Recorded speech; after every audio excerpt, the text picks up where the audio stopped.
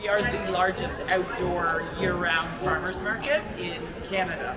So, and this is peak time to be here during the harvest season, so we'll have over 200 outdoor vendors outside. Hamel Broom is the last con broom makers left in Canada, and the store has recently expanded to a huge selection of quality nostalgic cast iron hardware, home decor items, gifts and more. From the farmers market, amazing beer, and the great atmosphere of downtown, I for sure loved it all. And I hope you guys also enjoyed the vibes of St. Jacobs. I cannot wait to see you guys next time. I'm Shivangi Sharma for Small Town Vibes. Hey, where did they get this collection of books from? Oh, I actually got it from a really cool thrift shop in town. I didn't know you were a thrifter. Well, this week Simrandeep Oprah and her team went to a thrift store where they're going to give us all the insights for thrift lovers. Let's check out what they've got to show us. Hello everyone and welcome to our show Thrifty Dreams. Today we are at Thrift of Kent to explore some unique paintings, furnitures and more stuff. So without wasting any further time, let's go inside to see what they have for us. Let's go.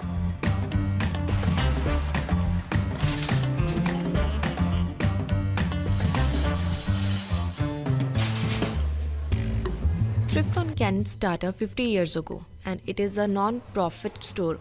The store is a Mennonite Central Community organization, and their profit go to their community and other charities. You have a big store and you're managing everything over here, so you're getting lots of donation. How will you categorize them according to their price? For pricing, it is interesting. We've been doing this for a long time, so when you're doing things like this for a long time, you start to develop patterns, and so we do have a low, medium, high pricing depending on the quality of an item or its retail value. Definitely, it's a lot of knowledge that's come over those 50 years. Oh, I love all the wide variety of all the items and the eclectic, all different kinds of stuff that you can find here, so yeah.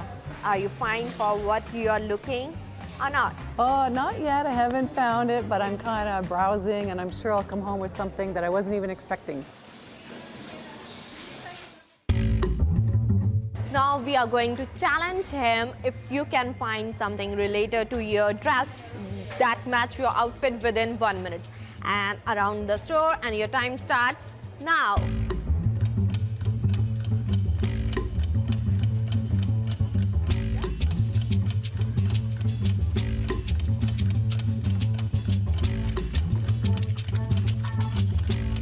So your time's up, and in the end you find this. I guess it's look good with your outfit. What an eventful day. I'm your host Simrandeep Kaur Boparai with Conestoga Connected. Ever wonder what kind of local artists are in your area? Well, you can stop wondering because up next, the crew from Mic Check is here to expand your music library. Hello, and welcome to Mic Check. Today, we're going to be checking out Girl Power. So without further ado, let's get inside and check out the rehearsals. Right this way. 1, 2, 1, 2, 3, 4. Fun, fun, fun, fun, fun all day with you.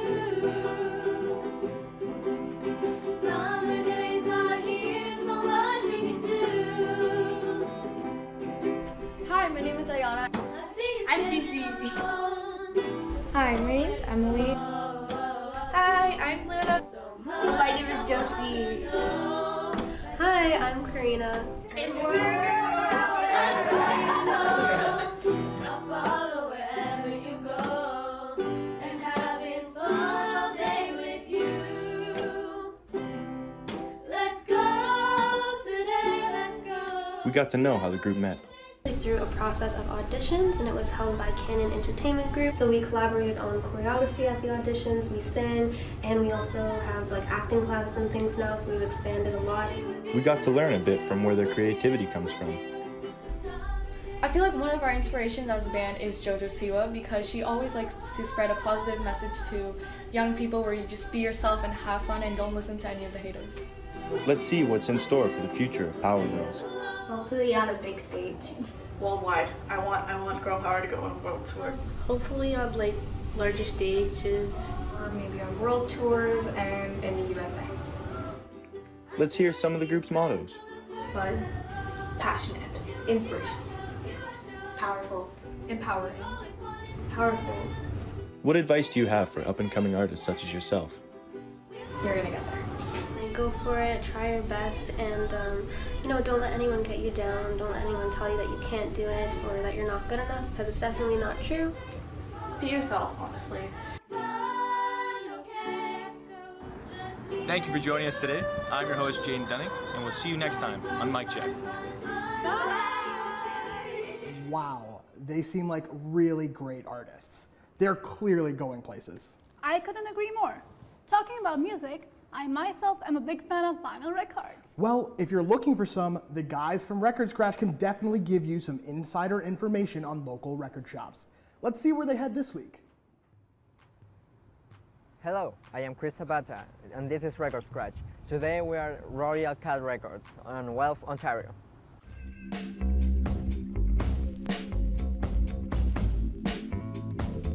On today's episode, we're going to be talking with Royal Cat Records' new owner, Sarah Van Den Boom. What was the main reason? What inspired you to buy the record store? There was just a shift in culture at my previous job, which was also music retail. There was a little less music being brought into the stores, and I just wanted to continue selling music. As the new owner, she says that she feels more than welcome to the downtown and music scene of Guelph. Sarah has many plans for the future of the store, including live events. She is also very supportive when it comes to local music artists. How long are we talking about? Like, did you ever thought about owning a record store, like, growing up? Yes, I've thought about owning a record store for many years. Working for corporations had taught me a lot about records and the business. Yes. Okay, so now, if you were to walk around the store and pick up your 3 albums, will you take the challenge? Yes. Okay then. Okay. Let's see what you can find. Yeah, so I am a product of the 80s, but raised in the 90s. So Lauryn Hill is one of my favorite albums. As a Canadian, raised in the 90s, I was brought up with the Tragically Hip. This is their Live at the Roxy from 1992, so around the time that Road Apples was released. They recorded this album. It's the first time on vinyl. Third album probably would be Green Day Dookie. So a little bit of punk, but good for the whole family. Yeah, that's a classic. I love it. Yes, it is. I wear the shirt often here. Sarah's love for music and community are undeniable, and her record store reflects that. So, if your record ever scratches, you now know where to go. The Royal Cat Records at Guelph. Hey Shivangi, want to see a new TikTok dance? Yeah, sure.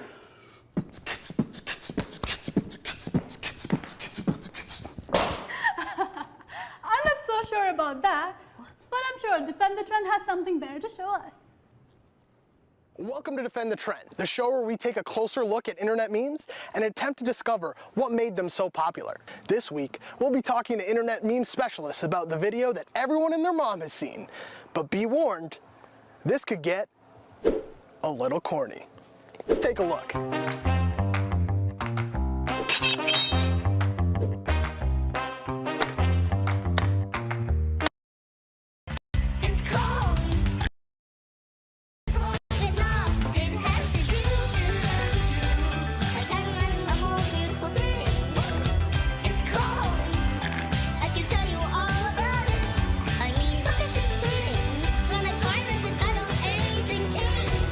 Adorable?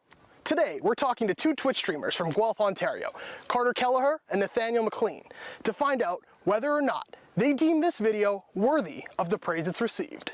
Tariq, aka the Corn Kid, has captured the hearts and minds of TikTok users across the globe, with over 1.2 million creators taking the sound and repurposing it for their own content. You can even book a commemorative video from him on Cameo. Now on Cameo. Come and join me and have a fantastic day. Not bad for a 7-year-old. We traveled to Guelph, Ontario to chat with Carter Kelleher and Nathaniel McLean to get their thoughts on why Tariq's corn commentary charmed its way into our hearts. think it's kind of just the silly nature of it. It's just a kid singing a song about corn. The way that he pronounces it and everything that he does is just funny. Nowadays, when something becomes viral on the internet, everyone laughs at it and likes it and shares it. I mean, who doesn't love corn? And it just becomes this sensation everyone's talking about for a week. What meme will the world be fascinated with next? Take a spin on a cyclone. Hi, how are you doing? I'm good, how are you? Good, good. Louis. We'll break it down for you next week and let you be the judge. That's all for today on Defend the Trend. I'm Phil for Conestoga Connected. See you next time. Wow, Phil, you really seem to know a lot about memes. You bet. Now, let's change course and take a look at what the culinary Conestoga team got up to in the kitchen this week. Ever wanted to learn how to cook?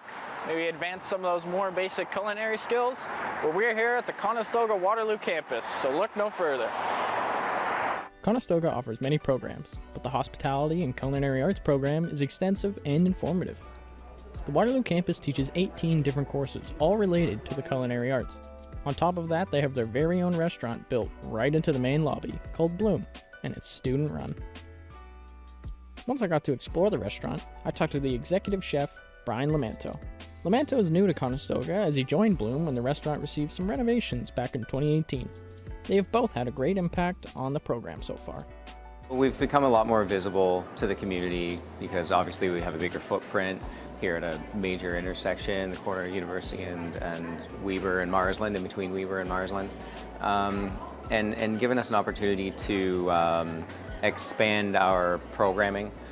We have a lot more to offer in terms of equipment, accessibility, and then of course with Bloom being on the main level, it's easy to get into. Bloom can host up to 55 people. However, every 7 weeks they swap out their student staff with their students. During the new staff's training, Bloom will close for the first week, then slowly open up more tables, so the students don't get overwhelmed. Lamanto said he believes the most challenging thing for the new students is starting to work together and properly communicating with each other. You know, seeing a demonstration put on by faculty, then going and reproducing it by themselves in the lab, and then when they come into the restaurant, they might have one component of a plate that they have to coordinate with other people on their team to get to the pass in a timely manner to the chef in charge, which would be a student. I also got to meet Yana Agarwal, a second-year culinary management student. Yana told me about her favorite job at the restaurant. Being a line cook is actually really overwhelming and stressful, but I love how the responsibilities are par as per a second-year student, and it's awesome. It's a lot of responsibilities, but it's not overwhelming. I love that. Wow, I can't wait to come back to Bloom and get my hands on some delicious food. That's all for today. See you next time. That's all the time we have today, and I had a great time. Me too. What a wild ride. We hope you have a great day, and don't forget to check us out on Instagram and Twitter at Conestoga Connected for some behind-the-scenes footage. I'm Shivangi Sharma. And I'm Phil Van Dyke. See you next time.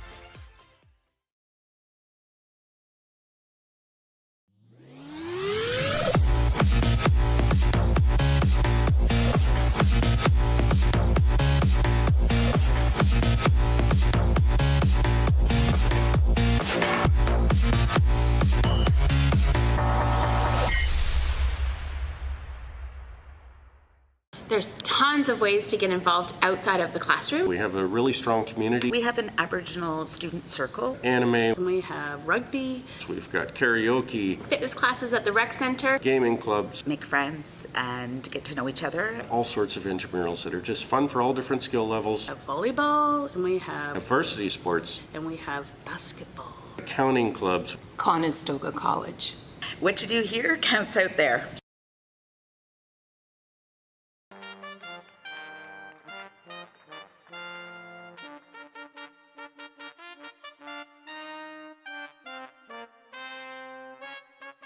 So at Convocation, we have the pleasure of formally recognizing winners of very specific college-wide awards. And this afternoon, it's my pleasure to present an award titled the Aubrey Hager Distinguished Teaching Award. I know, this one's important. It was established in 1988. And the Aubrey Hager Distinguished Teaching Award is actually named in honor of a very respected teacher, mentor, and innovator who fostered the pursuit of excellence in teaching and learning. A member of the college's founding board of governors, he went on to provide leadership to the college for more than 20 years in roles that included director of academic and college.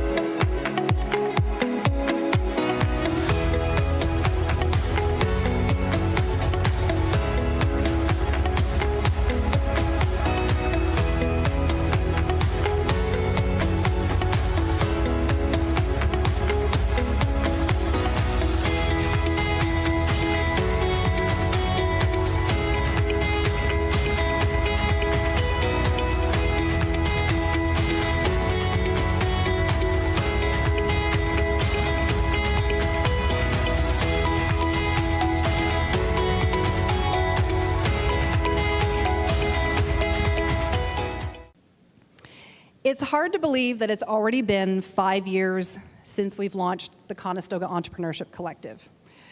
It has been quite a journey, one that began well before May 2019. People often ask me, how did the CEC start? To explain, I need to take you back a few years, 25 years to be exact. The first 25 years of my career were a whirlwind of interesting jobs, senior positions I aspired to as a young professional, and opportunities to live in exciting cities and travel the globe for business. I founded companies and worked on world-class teams. My driving force during this time was singular: get the job done. The project was more important than the person. The venture was more important than the person. The idea was more important than the person. Just get it done. Turns out I was wrong for 25 years. I came to Conestoga College in 2014, straight from working at a startup in New York City. I was now an educator. And it quickly became clear that the focus was not just getting it done. It was not getting the curriculum done. It was not getting the lesson plans done. It was not getting the assignments done. And it was not even getting the most compelling content done. The focus was the students. We were here for the relationships with the learners. We were here to empower individuals to succeed and reach their full potential. Oh my gosh, we were actually here for the people. Who knew? Teaching at Conestoga College was my first indication that a far different approach could be more powerful, more successful, and more fulfilling than anything that I had done prior. In 2019, when I was seconded out of my faculty role to rethink entrepreneurship at Conestoga, I was empowered with my own entrepreneurial lens, but also with the new, powerful lens of an educator who puts people, the students, first, at the center of the experience. We put students before the sector, we put students before the scale, we put students before the role, we put students before ideas, and certainly we put students before what the government decides to fund. So how did that impact how we thought about creating the CEC? Well, we started from the inside out. The first pillar was to consider how our initiative would be a reflection of Conestoga College. What did our students need? What did they want? What were they uniquely capable of? How could we deliver practical, hands-on, applied programming in the areas that we were responsible for? The second pillar was to be mindful of not duplicating programming that already existed in the community. Were there already many services that our students could access if they just knew about them? How important of a role could we play in simple awareness of and access to those resources? And what was missing in the community that we were in a position to provide? The third and final pillar was to determine how an entrepreneurship initiative at the college could become part of the fabric of the Waterloo Region innovation ecosystem. How could we create meaningful connections with other incubators, other accelerators, innovation organizations, municipalities, and educational institutions? How could we become part of their ecosystem? How could we become complementary and supportive of their goals, therefore opening more doors for our students to thrive? Those three pillars became the foundation for the CEC. We focused on building pathways for Conestoga students and alumni to build skills and realize their individual potential in the innovation ecosystem. As founders of everything from tech ventures to service companies and retail businesses and skilled trades companies. As freelancers, delivering graphic design, web development, bookkeeping, digital marketing, videography, and many more services. And as sales professionals, working in business-to-business sales in world-class companies like D2L, Vidyard, Auvik, SoftChoice, Evolution Q, and the list goes on. So where does this leave us in the story, then? Well, honestly, I think now that I and we have got it right. Over the course of my years at Conestoga, my mindset has shifted from just getting the job done to an approach that is about people, that is inclusive and diverse and fundamentally human. The focus now is on launching people. How many people, you ask? Turns out we just did an impact report, so I have a few figures at my fingertips. More than 4,500 students have engaged with the CEC in workshops and boot camps over the last 5 years. We've received more than 1,000 applications to our labs. We've supported 134 ventures in our Venture Lab and Venture Lab for Skilled Trades. We've partnered with the Liftoff Black Entrepreneurship Team to launch another 103 ventures. We launched the businesses of 157 freelancers in the Gig Lab, facilitated the flow of over $480,000 worth of projects to Conestoga freelancers through our gig marketplace. We launched 82 sales careers in our sales lab and supported 16 founders with business development training.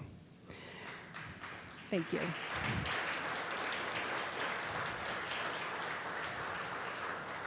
Thank you. It blows my mind. So you were reading my mind there. It blows my mind to see these numbers. When I think of the size of our team, it hasn't always been the team that you see today. We started with 1, and then there were 2, and then there were 4. And the fact that we have 14 in our team right now, that includes our coaching team, is really something. I'm incredibly proud of what we have accomplished. So this is a great time for me then to pass the microphone over so you can actually hear from some of the incredible people that have been a part of the CEC. So I'm going to pass the mic over to Christian Snyder. He's the Associate Director of the CEC, and by the way, employee number 1, coach number 1, and introduced to me by a former student, Stuart Arsenault, and said, hey, you guys, I think you'd really, really get along. Turns out he was right. And we've been together for 5 years. So I'll turn it over to Christian, and we're going to bring some of our alumni up just to share some of their experiences with you. Thank you, Rose. And yeah, if our panel could come up to the stage, we have a representative from each lab here, and so I see you inching up, Stephen, Prachi. Where is everybody? Yeah, please come up. Teresa, yeah, take a seat. Please welcome them.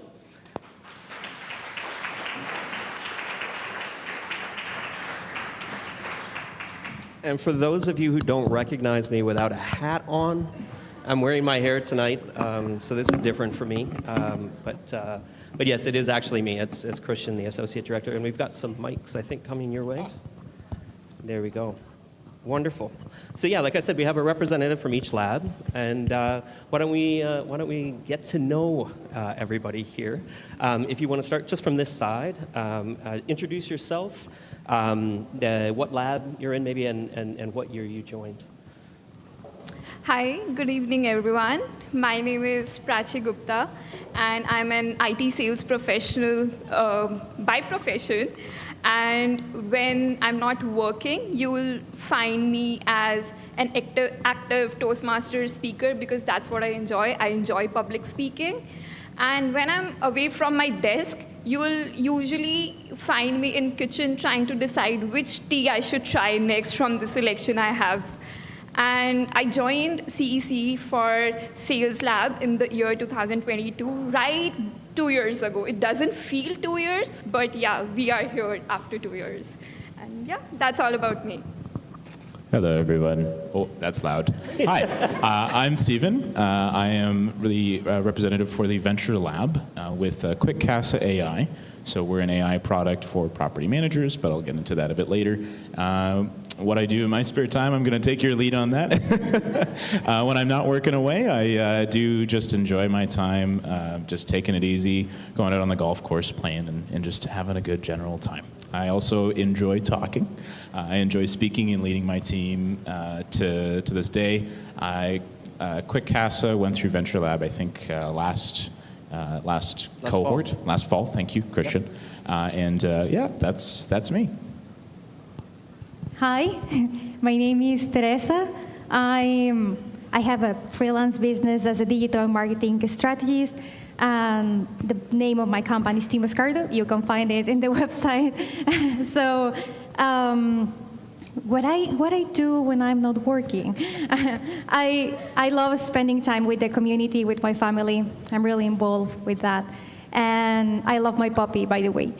And I'm part of the Geek Lab, and I was having my course or my intake in the winter of 2023, last year. Awesome. Thank you. And why don't we, and if we start right there, maybe if you could tell us a little bit about your time in the collective and some of the important lessons that you learned as a freelancer in the lab. And we'll kind of work our way back, and then Stephen and then Prachi, if you could talk about your time in the lab. So my time was really curious in my case because I was working as a work study with Rose, and at the same time I was taking, Marius is my coach, so I was taking the Geek Lab. And it was really interesting for me, especially because I'm an international student, and I was trying to find my place in the workspace in Canada. So I think for me, the most valuable lesson that I got is that my story really mattered. So I remember that the first time that I came with Marius, I was like, I'm a marketer, so I'm supposed to have this perfect English with perfect ideas, with everything landed. And he was like, okay, let's breathe a little bit. And I discovered that's the strength of my business, that I know different markets, that I can relate with different messages, and that at the end, the skills are there. I just needed to pull them out. Wonderful.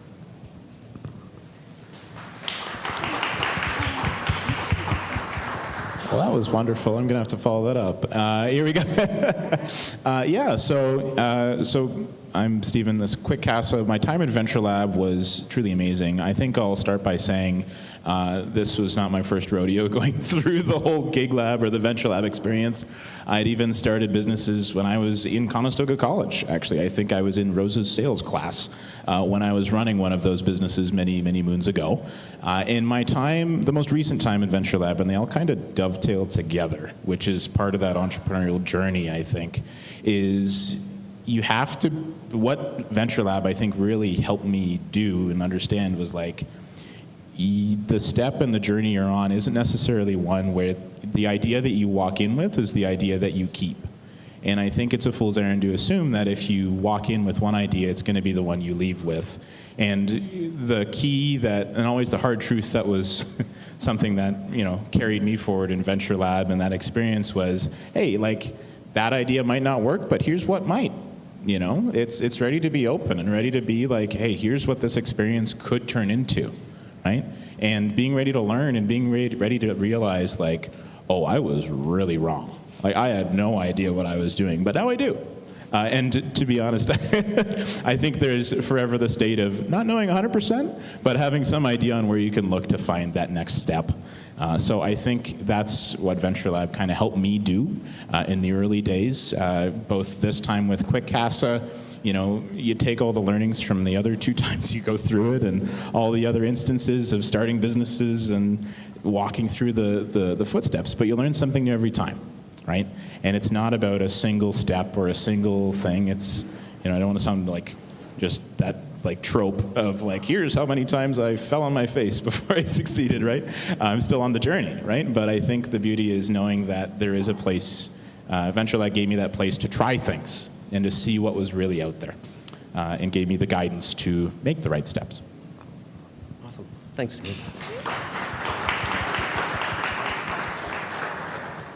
I believe you're still on the journey. You were just taking steps right here. So, like, for me, I was in a time frame where I was considering a transition from my profession, being as operations executive, to something which is not I've explored before. So I wanted to do something like, I love talking. I just want to talk to people all the time. And I just thought that, okay, that's a nice idea. Let me just transform into my work, my, like, you know, day-to-day work. All I have to do is just talk to people, solve their problems, and present them with the solution or the service, or maybe sometimes a product, which might be beneficial for them. But that's when my coach, Antonio Michael Downing, who's not here today, told me that, Prachi, it's always not about talking. It's about problem solving. If you're talking to people, you should leave an impact, you should leave a message, and they should remember you, that why they should talk to you, why their time is worth speaking with you. And that's one of the key lessons that I had from Sales Lab, that, okay, sales and lab, 2 different words, do not go together. Like, that's what I took with me when I graduated from the cohort in April 2022, and it has just stayed with me. And since then, I have been into sales. I have been promoted from a BDR to account executive, and I think that's the easy way to, like, you know, be successful in life. And that's all I have to say. Thank you.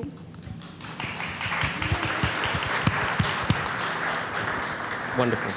Thank you for that. Thank you for that. And then maybe too, just to, we'll wrap up and we'll close here. But we will. I want to 2 things maybe while we're wrapping up. So one, if you could, and you were just saying that you moved from a BDR, you're now an account executive. You could kind of tell us where you're at right now, and then also too, if there are people that you want to thank. I know we're going to kind of do this like the Oscars.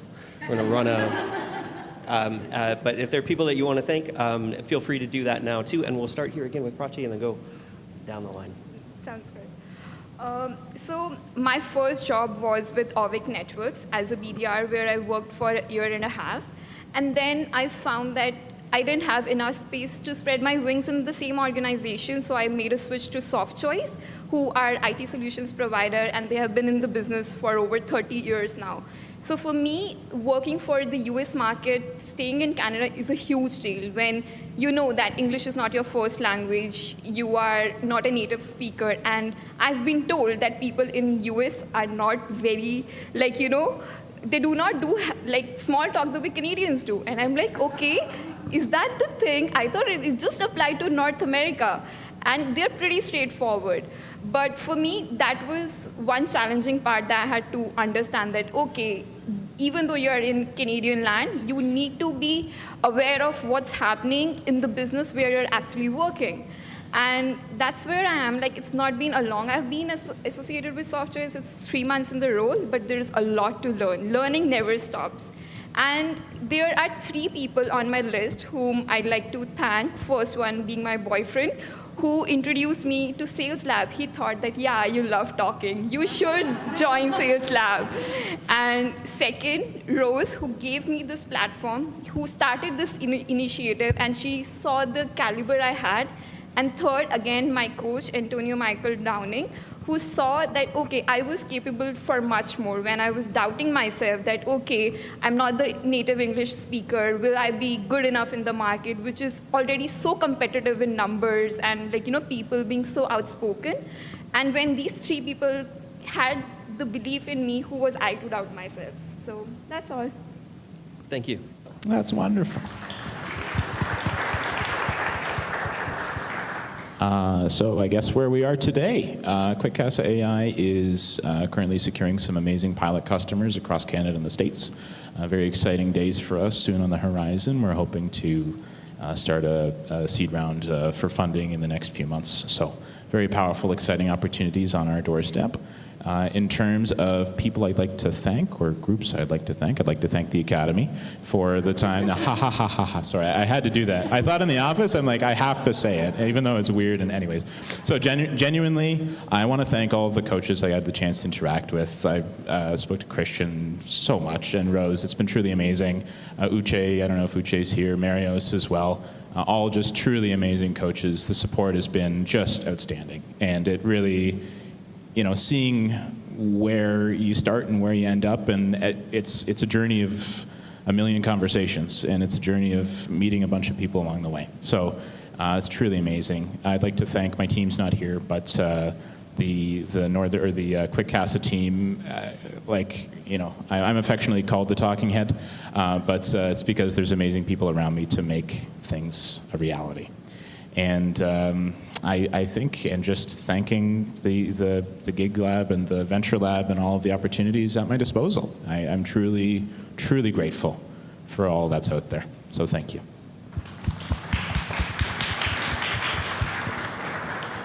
So for me, I'm still trying to put my business there. So just acquiring clients, and I have a full-time position now. I just graduated last year, so for me, it's really important part of the journey. And the Geek Lab helped me with that to tell these stories I was just sharing with you. And I also want to thank the Academy. I want to thank my coaches, Marius. I want to thank you, and also Jane, because it's being really supportive. And Rose, thank you for the opportunity and opening me the eyes of maybe you can start Geek Lab. Let's see. And also to this beautiful community, because I think, I agree, the conversations here are amazing. You're always thinking about the next step, or even there's someone there to support you and tell you, hey, stop, it's okay, it's part of the business, and you can keep growing here. So I really want to thank the CC. And Maria also, because she's really supportive, so thank you very much. And thanks to you, Chris, for having us here. Absolutely. No, thank you all. Thank you all.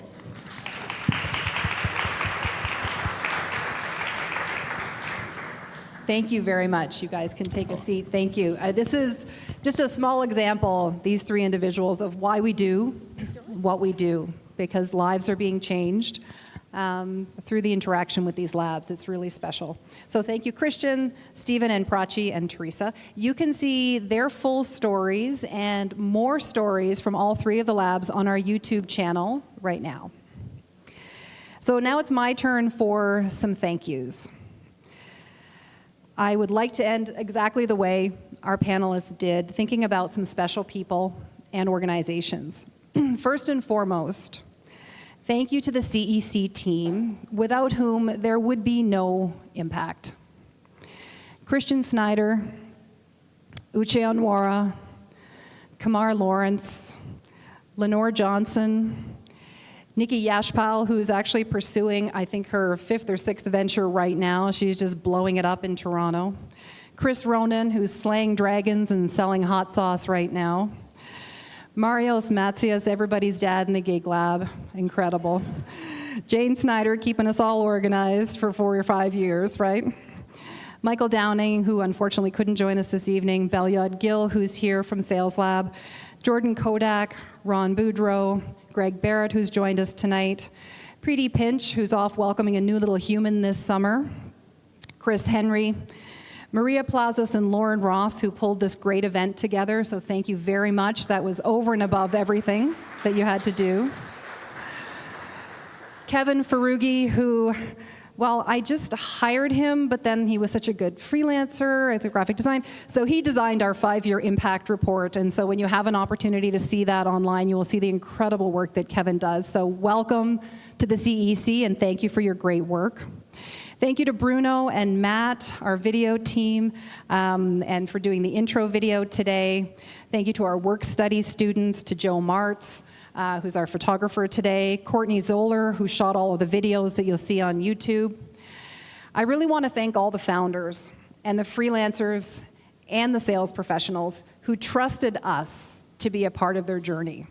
This is one of the most personal things that you have. It is your dream for yourself. And you allowed us to be part of that journey, and that's very special, and we'll always remember that. Thank you to the mentors and SMEs for your time. You donate that time, and we really appreciate it.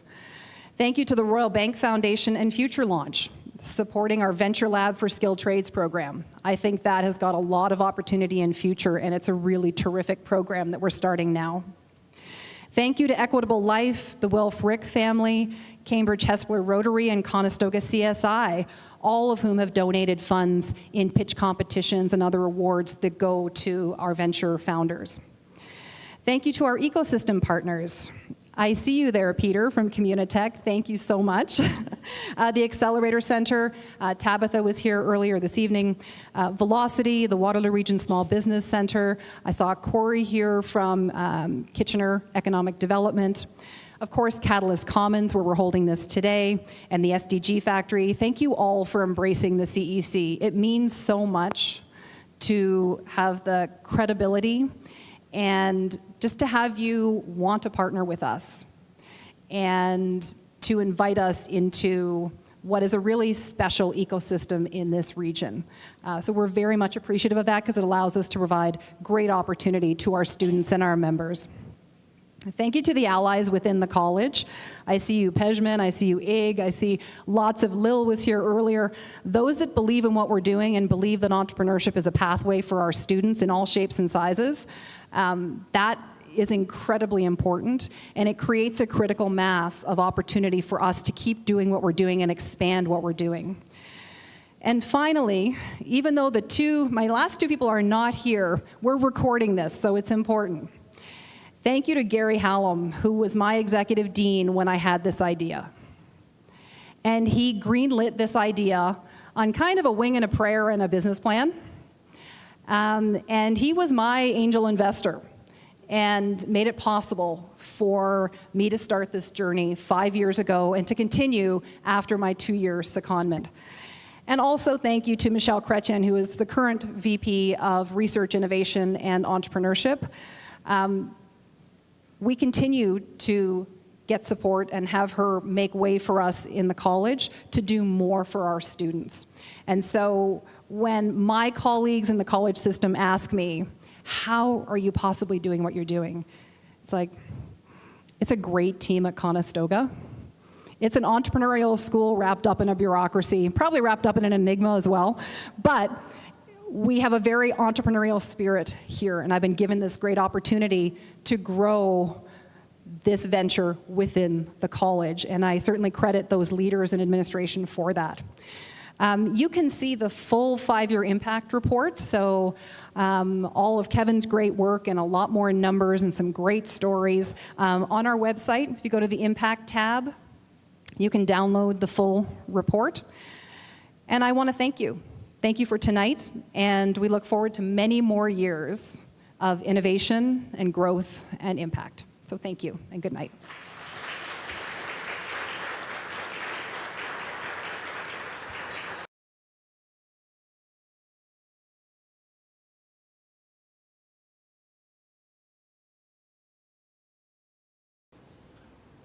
At this point, it is now time for our keynote presentation.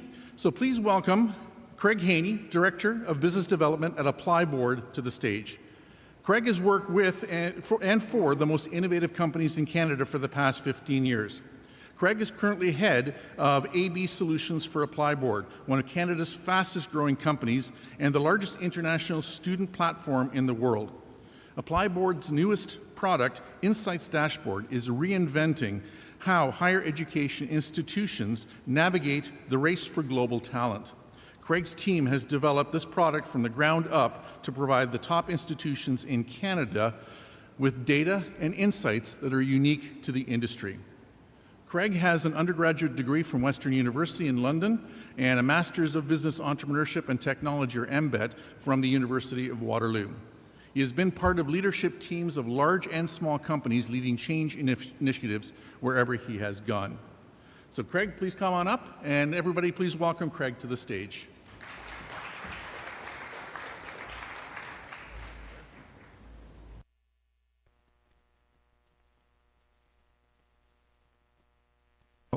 There we go. I'm not like to be cooped up behind one of those things, so I'm going to kind of walk around. Thanks, Ig, so much. Ig and I had a great opportunity to meet each other about 10 years ago when I used to run innovation and technology for Canadian Tire with Eric, as was one of my colleagues when we were there. And it was such a great opportunity to work with Conestoga and Ig back then, and it's great to be back here today. So thank you very much for the invitation. Second thing, if you're not familiar with Applyboard has founded two of the three brothers that founded Applyboard are Conestoga graduates. Mehdi and Massi Basiri are founders of a huge 4x unicorn if we talk about billion-dollar valuations. Certainly exciting company, global company, and I'm super happy to be part of that organization as we speak. Okay, I'm also not an expert in supply chain, and I'm not an expert in smart manufacturing, but I do understand how digitization can change industries around. And that's really what I want to focus on today, is not the physical digitization, because A, that's happened, and B, it's going to continue to happen faster and bigger than we ever believe. What I hope to do is kind of show some frameworks and examples of how to leverage this digitization that's happening to open up your minds about what those opportunities are in the future. So that's hopefully what I'm going to get across today, and let's see if we can do this. Okay, so let's talk a little bit about frameworks. So first, how do frameworks help? And I'll go through a couple of examples in a bit, but we'll talk about how frameworks help. First off, they make complex problems simple, but not easy, right? Complex problems are hard to solve for obvious reasons, but frameworks help us put them into kind of a single page and a single idea to kind of help us understand the components of those complex problems and make them simple. Number two is frameworks help communication and therefore collaboration. And the reason why that is, there's two reasons why frameworks really help. One is that there's an understanding of language. Language is super important when we talk about communication and collaboration, is that the words mean the same things. So if we use a framework, we have an understanding of what the words mean and what the examples are on the page or within the framework. Number two is that we're all using the same tool. So assumptions tend to then kind of get thrown out the window because we're all either assuming the same thing or we've blown out assumptions because we all have the same tool and the same language to use when we talk about these complex problems. Number three is it provides opportunities to test and validate. If I'm talking about a complex supply chain process, from getting raw materials out the ground to a widget into a retail store at Canadian Tire, that's a system that is incredibly complex, and to test and validate that system to see if improvements are going to be made and the experiments that we're doing are going to improve, we can't do that system-wide. We have to break that down into chunks and understand what pieces of these things can we test, how do we test them, and how do we then integrate them back into the larger process. Frameworks really help us break these things down into chunks to kind of help us test and validate whether the assumptions that we're making and the things that we're doing are going to actually improve. And finally, all of these things together with better collaboration and communication, better language, simplified processes, and ultimately better testing and validation about the assumptions and experiments that we're running will help businesses drive to better decisions. And that's ultimately what we want, is better data to make better decisions for our organizations. And if we can do that faster and with more diverse people at the table, ultimately our businesses that use these kind of things are all going to be better at this. So that's what I'm hoping to get out of this, and we'll show a few examples. So first framework, so way back when in my undergrad, I used to be a kinesiology grad, used to do physiotherapy, so I love the human body, and I think about this all the time. So if we think about a complex system, I think first about the nerves. And if we're going to talk about smart manufacturing and automation and supply chain, think about these as the sensors. These are all of our data input devices. These are the billions of sensors that are coming around that are touching either our automated networks, our trucks, our machines, whatever they are. There's a system of nerves that are collecting all of this information. And where are they coming from? There's a few things that we want to know. First off, can we read that information? Are the nerves transmitting the same information all the time so we can read it? Because not all data is the same, right? So we need good data, we need consistent data, and we need these nodes and these sensors and these nerves to be able to connect the dots so that we can use them. And the way we use them is we connect them to the brain. Now this, historically, if you think about artificial intelligence, this is where artificial intelligence has always sat. We say, we're going to take all of this data and we're going to analyze it and we're going to help you make really good decisions, right? Two things are challenged with that. One is, do we have the right data? Do we have consistent data? Can we train the models, if we're using machine learning, to replicate on a regular basis so that we can continue to experiment and they can just test and validate what we're seeing? And then number two is, can the computers process fast enough to get the decisions in a timely manner so that we can adjust and change on the fly or in real time so that we don't get that message, say in computer vision with automated cars, self-driving cars, that decision can't be late or a poor puppy is flat on the road. Number three is the last part that we need is, it's got 3 or 4, but that third part is we need is the limbs. We need the ability to action the thing that the brain is telling us to do. And I think this is one of the parts of the system where it really breaks down, at least in our part. We have computers that are really smart and fast. Sensors are becoming really inexpensive to build and to generate data and better data. But our machinery, our trucks, our people aren't necessarily equipped with the limbs to do the changes on the fly. How do we adjust fast enough to take advantage of the really big brain and the great nerve network that we have to actually adjust to those things fast enough to make a big difference? So how are we improving the limbs of this system to create the activity or to initiate the activity that the brain wants us to do? And then finally, we need a feedback loop. We need the actions. We need to know what is the system what is happening once we do that change, what's happening, and are we doing the right thing? Is it producing the right output that we want? And then how do we fix it? How do we get better? How do we continue to become a faster runner, a more advanced manufacturer, a more efficient supply chain and logistics company? And this is a feedback loop, right? This has to get fed back to the nerves. This has to get back to the brain so that we get smarter, and our limbs have to be more agile and to be able to respond better to be able to create this feedback loop. So this is a framework that we think if we're creating a smart manufacturing facility, system, company, smart center here within Conestoga College, how do we have all of these pieces of the puzzle to generate a true network of systems that work together?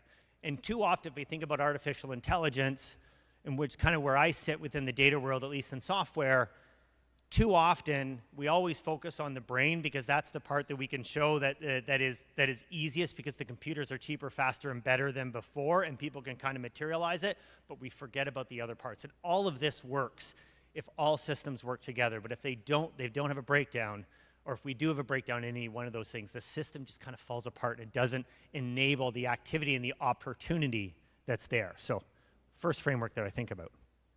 So the other framework that he uses is first principles. And this idea of what do we know to be true? And I'm going to have a little audience participation in this. I'll repeat it because I know the microphone is important here and it's a small group. So number one is, what do we know to be true? One example I think I know to be true is that machines and computers are continually going to get faster and smarter. Unlike humans, I can guarantee that computers are going to get smarter tomorrow, next week, next month, and next year. I'm not sure humans are always getting smarter, but I know computers will get smarter. And I think if we use that as a frame of reference, that'll really help us understand what we perceive to be science fiction today might actually be science truth tomorrow, or science fact, or whatever kind of analysis you want to use, or analogy you want to use. There's a real opportunity to do things that we can't facilitate or understand what we can do, because computers will get smarter and faster. So any other ideas of first principles? What do you think about things that in a technology world or manufacturing, recycling, whatever it is, do you think or do we know to be true that we can then build upon to build that next level of smart centers and smart manufacturing? Any other ideas? I got a few other ones, but okay, how about more data will be generated? We have more sensors, more nerves, more data, and probably better data will continually be generated moving forward. Number 3 is manufacturing will have to get more efficient and more specialized. So the idea of producing widgets 15,000 miles away and then having them come on a boat and having that make 6 months and everyone wanting the same vanilla widget is probably not the future. I'm going to say that mass personalization is a first principle that we're, as a manufacturer and supply chain, are going to have to get used to. So, how do we take advantage of this idea? So we've gone down this idea that computers are continually get smarter. How do we take advantage of that first principle?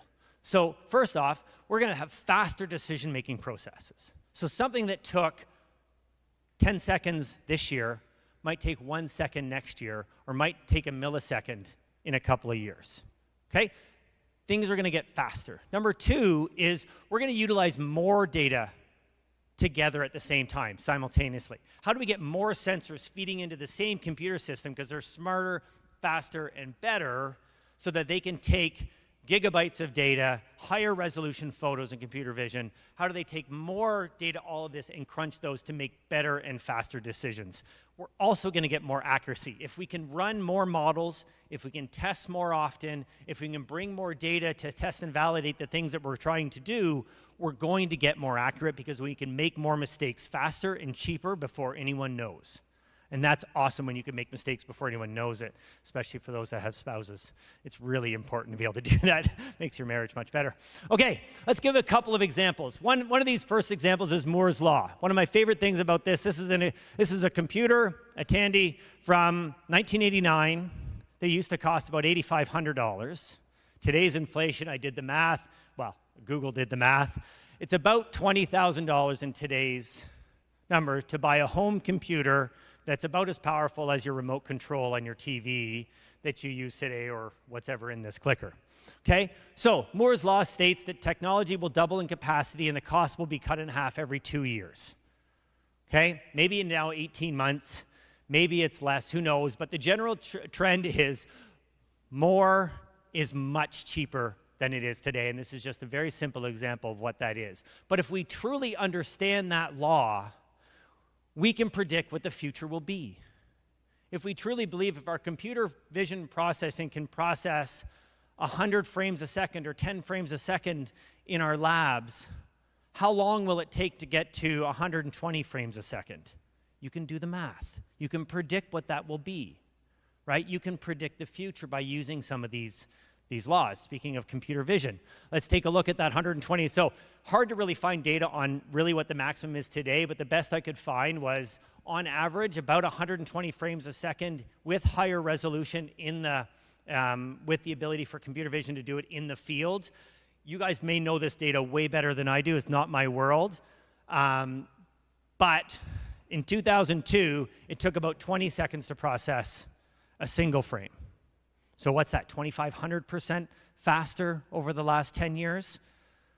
If we know the laws, we know these first principles, we can start to predict the future and take advantage of things that people don't believe to be true today, but will be true in the future. And these are how frameworks and models really help us. Last example is this idea of data storage. So if you can see, it's a little bit small, but if I can point out, is that in 1950, it cost $100 million to store a megabyte of data. Right? If we look at when our students were born, let's say it was in 2000, it costs about $1 to store a megabyte of data. Storage is essentially free now. Right? If storage is free, How does that change the math about what we're doing with respect to data, generating more data, analyzing more data, if we can store terabytes and terabytes of data for free?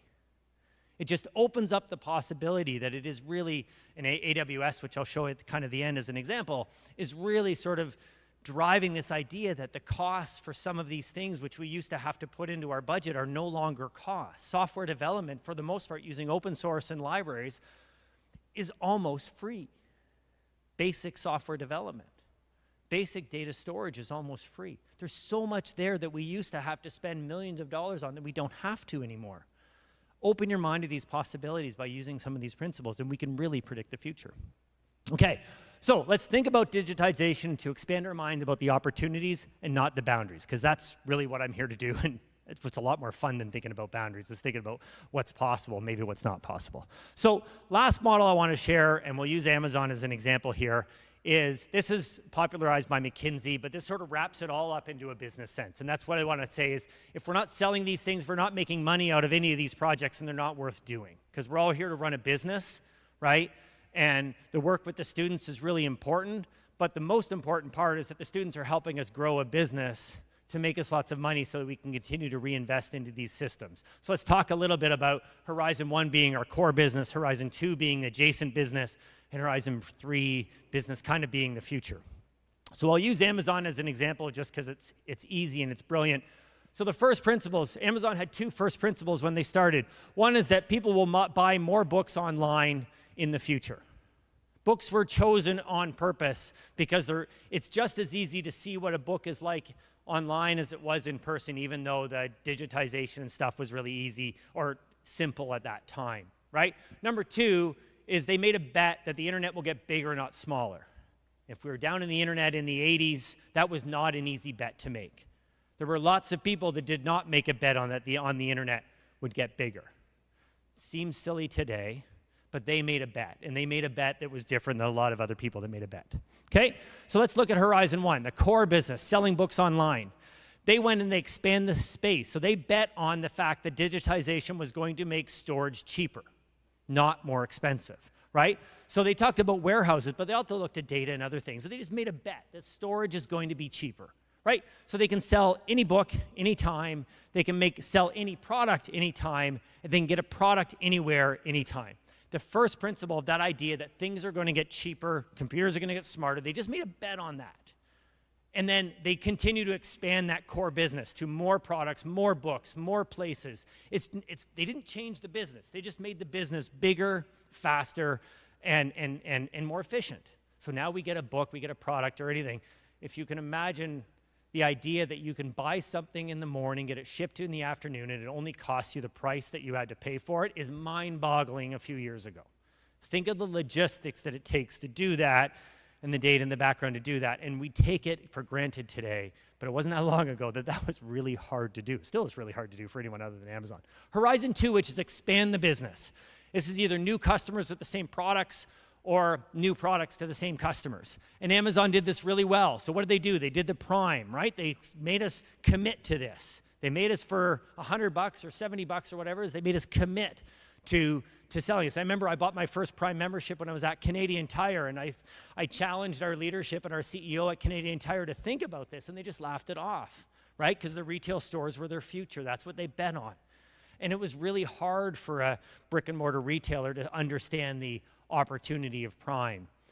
How much Amazon makes on search and advertising right now is incredible. I don't know all the numbers. They don't break it out in the way, but their search business is continuing to grow. And then, as I said earlier, they didn't, or maybe I'll say later, is that they didn't digitize books. They just digitized the process, but they actually bought a company that digitized the books to make it really easy for us to consume these books online as well. So now the distribution of books is zero. Now truly the cost for them to distribute a book is zero. And you pay $15 a month for your book, but it doesn't cost them anything to deliver that to you. I mean, the scale of that is astounding. How in your business could you deliver products and services for zero and get the kind of revenue and the profit margins that they can get because they did such an investment in digitization? Last one, which is expand and create entirely new businesses. AWS is the best example of this. They solved their own problem with respect to data storage, that it was cheaper to build their own and do their own software than try to buy it from someone else because they have more ambitious projects than anyone else. So they built their own, and they realized that people wanted to actually buy it because their system was better than anyone else's. So they spun out a new business and created an incredible profitable business, around that. Prime Video, same idea, and now with their hardware and everything else they experiment on, they continue to expand the business. So just to kind of finalize up here, how did it start? Well, Amitai digitized not a book, but how to find a book. Eventually, they did digitize books, but they just took that system, that idea, and said, how do we use those first principles that we're going to continue? People are going to buy more books online, and the internet's going to get bigger. How do they do that in a digitized way? Number two is they doubled down on the internet, as we've talked about before, but not everyone did at that time. So it seems simple today, but it's not. And then finally, they grew based on first principles. They didn't grow based on big sweeping changes. They just made a couple of big assumptions and doubled down on those hard, and then executed and grew within those kind of frameworks and first principles. So think about that in your business. What would digitization enable? What would you bet on today that in 10 or 20 years you think will still be true? And if you can make some of those bets, I think your business can really expand, and the advantage of technology can grow. You don't have to make many of these. This is one or two big bets, but you've got to make them, you commit to them, you continue to experiment to make sure that principle is true, but you continue to go because it will change your business. So at the end, just to finish off here, number one is build your first principles. Make those bets, commit to those things, and it maybe if they're different than everyone else in your industry, that might give you a competitive advantage. Use and apply Moore's Law. Moore's Law will help you see the future with respect to digitization and data. And if you truly understand Moore's Law, it will. And even if it's not perfect, that idea that computers will double in capacity and the cost will be cut in half every 18 months or 2 years or whatever, the general principle of that is true. Go and if you can apply that in your business, you will be able to see the future. Use frameworks to simplify complex things. And finally, look for opportunities, not for barriers. They absolutely are everywhere if we think about digitization in that way. So thank you very much. I really appreciate the time and the opportunity to be here, Vig. So thank you. I have a few minutes for questions, I think. Do I? Or are we running time? Does anyone have any questions? I always love questions. Yes?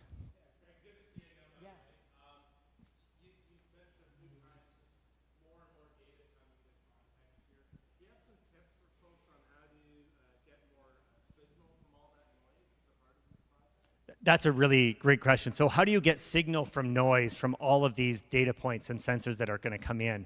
And I think by understanding the problem that you're trying to solve or the choke points within your system, truly which are the choke points or which are where the signals are, by understanding your process intimately, you can start to understand where to focus.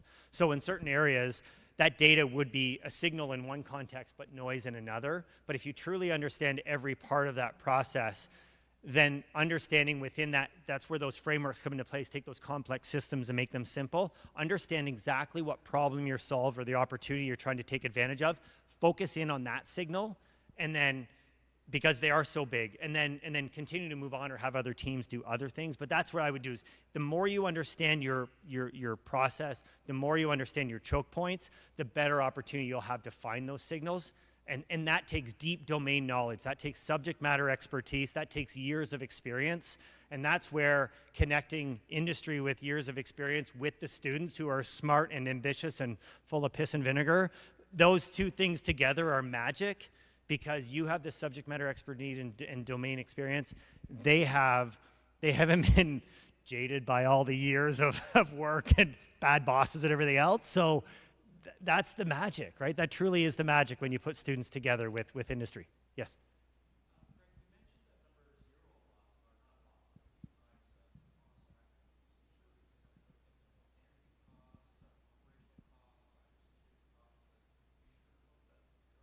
So when it comes to data storage, so yes, there are operational costs. So that's a fair comment in that some of the costs associated with that are zero. But what I'm willing to bet is that the cost to run a data center today, when you think about the overall costs, are a finite cost of what they were 10 years ago.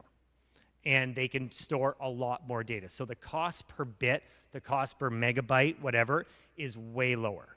So yes, some of the operational costs are absolutely going up, but when you break it down to kind of cost per unit, those costs are tremendously low. Now our consumption is way up. So from a day-to-day basis, does that actually lower our costs? I still think it does, but your point is very well taken that there are more expenses to that. But money's been real cheap over the last 10 years. There's been lots of other things that have been really low cost in that I don't have a data point right now to say what a data center cost 10 years ago versus today. I know when Canadian Tire built their data center in Winnipeg, when Eric and I were there, we spent $50 million on a data center then that I suspect would be a fifth of that cost today, even to build it. So at the same power, or $50 million to build something 5 times as powerful. Yes?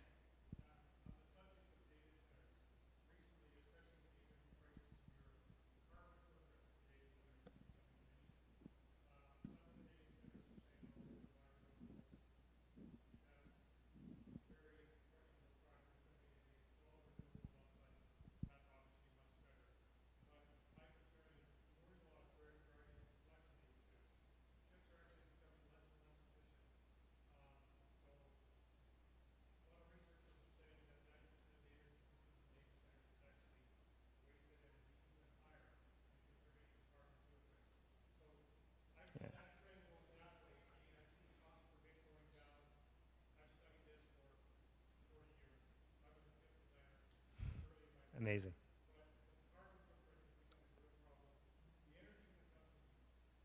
Yeah.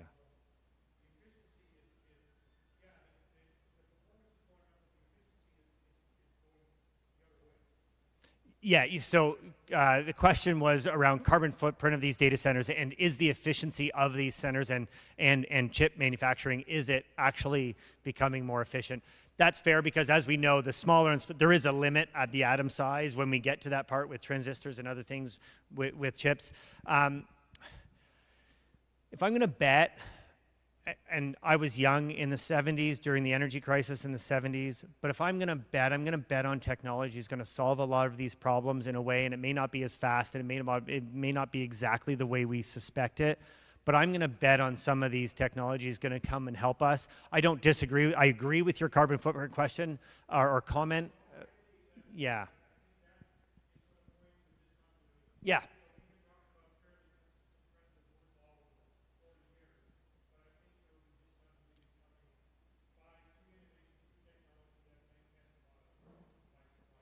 I agree. I agree that a lot of this there are trends that are, headwinds that are against this. And I agree that this is another opportunity for us to rethink, how we build data centers. Are we still building data centers the same way we did 20 years ago?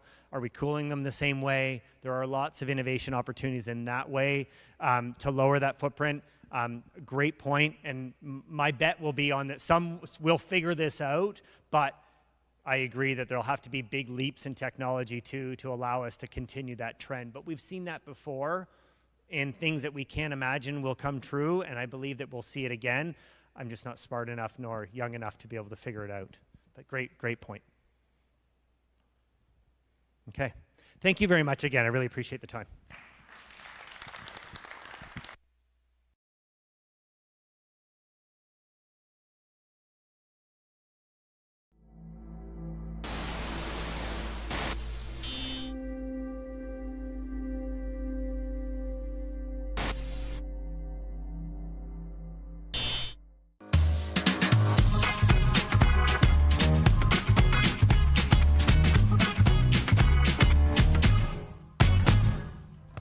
Well, happy Tuesday. Good morning. Instead of tacos, today we're going to do trout on Tuesday. I want to welcome you into the Bloom Kitchen at Conestoga's Waterloo campus, where we've been happily chugging away in our new building for about 5 years now and really loving every minute of it.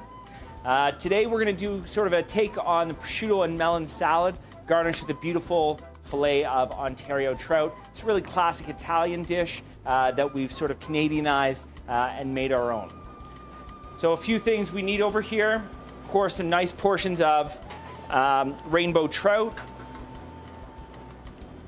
And we've filleted these, we've taken the scales off, and we're just giving them a little score, and that's going to help ensure that that skin doesn't bubble and that we can get it hopefully as crispy as possible, because certainly texture is one of those key elements we want to think about anytime we're creating a dish.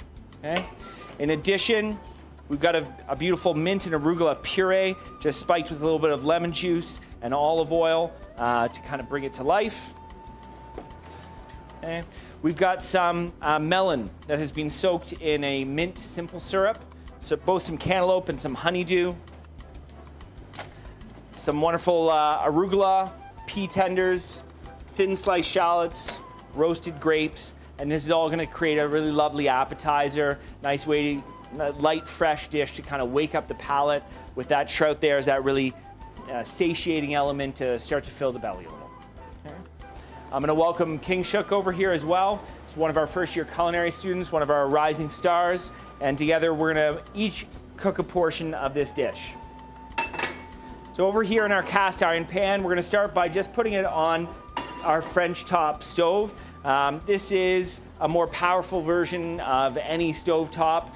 One of the primary advantages of this versus a more traditional gas stovetop or electric stovetop at home is its capacity to hold heat.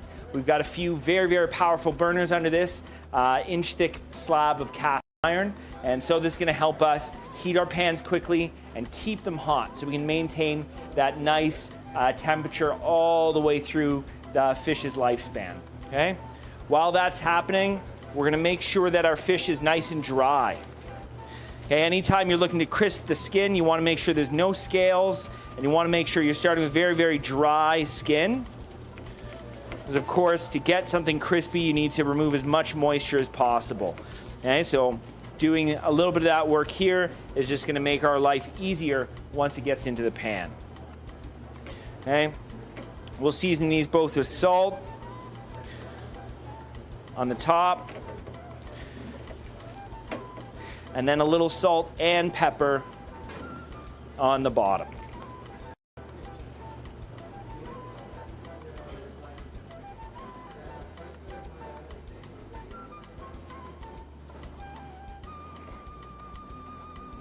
Okay, now as we go over here to the pan, there's a lot of different tricks people have for assessing doneness. You hear people say, oh, a drop of water should spit back at you. I always look, and this is perfect timing, we're just starting to see it, little wisps of smoke. When we're searing trout skin and trying to get that crispy, crispy skin, if we want to imagine that the floor is no heat at all, and that this point right here is smoking hot, we want to cook just under that smoking hot point. Sometimes that means pulling our pan off the heat for a minute or adjusting the heat below it if we've gotten a little too hot, but really trying to walk that fine line between very hot and too hot. Okay, a little bit of canola oil to start here. Okay, now King Shook, as you add your trout into the pan, you're going to do just like I am. You're going to swirl this around. Okay, to coat the whole bottom of the pan. Okay, and at this point, we're going to tilt it forward. We're going to put our trout in and let it fall away from us. Okay, and that ensures that any splashing of hot oil that might happen happens the direction we want it to go, which is not towards us and our skin.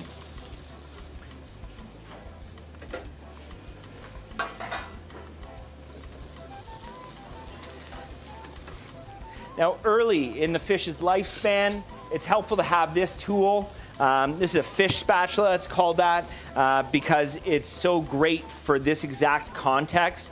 It's very, very thin and is very, very flexible. So it helps us kind of get under that skin. It's a little early to be checking on it just yet, but what we can do is just very gently press down on that fillet to ensure that we have full contact between the skin and the pan. Sometimes fish curls up a little bit, has a tendency to buckle a little bit, so we just want to be mindful of that and try to prevent that from happening. Okay, and as we can see, these pans are pretty hot, so we're going to pull them right to the front here so that we can slowly crisp that skin without going over. as that happens, King Shook and I are both going to start to build our plates out. Okay, so we'll start with a nice dollop of arugula puree right in the middle, mint and arugula puree. There you are. I'm just going to spread that very gently. Okay, whenever I'm plating a sauce in this way, I'm always going to keep the edge of the spoon behind the edge of the puree so I can spread it out and have it look almost like a pizza crust, that nice rounded edge, which looks a little nicer and a little bit more intentional than if we've gone over it and create that sort of feathered edge that looks not quite as polished and professional. Okay, just very quickly checking back in with our fish, continuing to just very lightly push down. Okay. And trout's a very thin fillet, so we can already see King Shook's fish is, what do you say, about 50% of the way cooked through, right? We can see that flesh turning a little bit more opaque and sort of a lighter, sort of peachy color. Mine was just a little bit thicker, so it's taking a little bit more time, okay? When we're cooking this fish in particular, I like to cook it, if we think about steak temperatures, sort of like a medium well, right? Trout doesn't like being raw.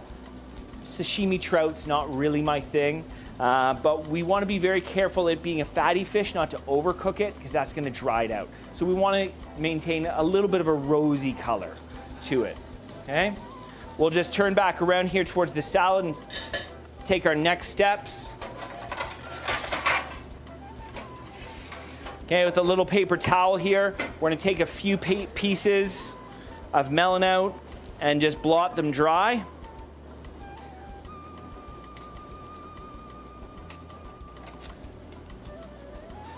Here, I'll give you 2 of mine if you give me 2 of yours. Wonderful. Okay. And we're just going to build sort of 4 corners to our circle, just alternating.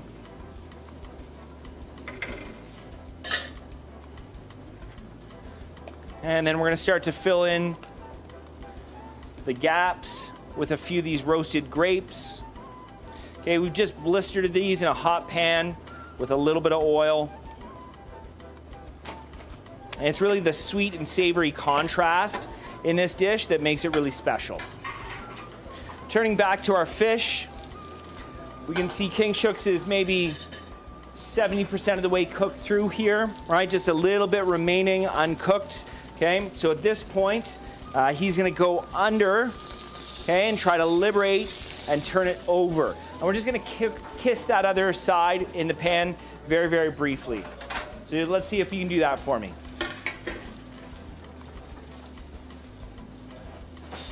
There you go.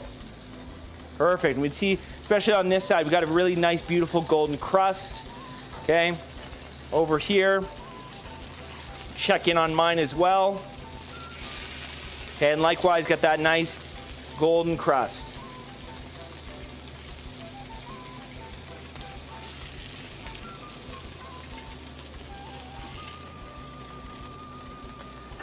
Okay, out of the pan and off the heat. The rest of this is now going to come together really, really quickly.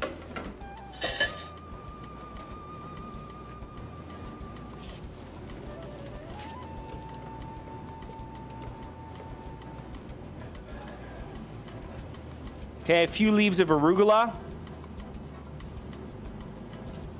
Okay, and these, I don't mind if they start to sort of peek out from around that puree. We do want to be a little bit sneaky and hide a few things from the guests so that they have to kind of dig in to get the full experience. But a little something around the outside, just a little tease, can be a nice visual effect. A few really thinly sliced shallots, bring some balance into everything. Okay. We've got crispy prosciutto here. This is being sliced really thinly and baked between 2 sheet trays. This gives a really salty, umami-rich flavor and texture.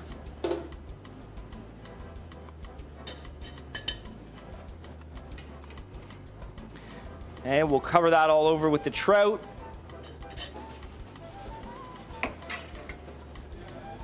And last but not least, a few pea tenders. This is that initial shoot that comes out of the ground as peas spring in the new growing season. On top, I'm gonna give just a light, beautiful freshness, a little bit of crunch. Okay, and as simple as that, 2 wonderful portions of our prosciutto and melon salad with crispy local trout. I hope you enjoy.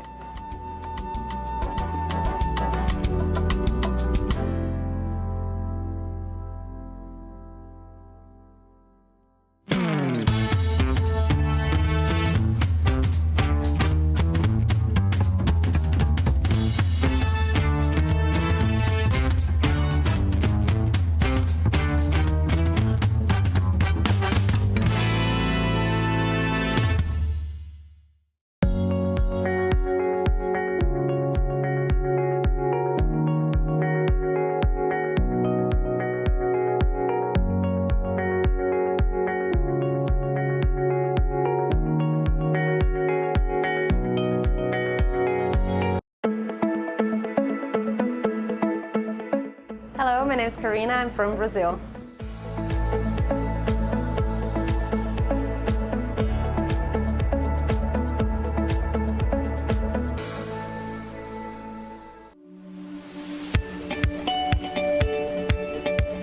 Came in 2016 and I've taken 2 postgrad certificates at Conestoga, so Sustainable Business Management and Global Business Management. The Sustainable Business Management program was one of the reasons I chose Conestoga College. Back then, it was one of the first college offering that kind of sustainability approach to businesses.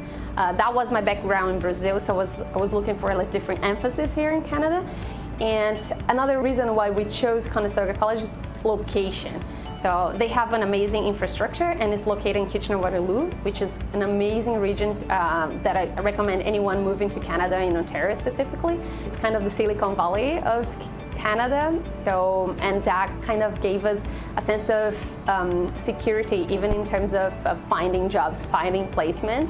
Safety is one of the main things we were looking for moving here, to feel that sense of security when you're walking. It doesn't matter what time and if I'm by myself. Safety and quality of life was something we were looking for in Canada, and we definitely found it.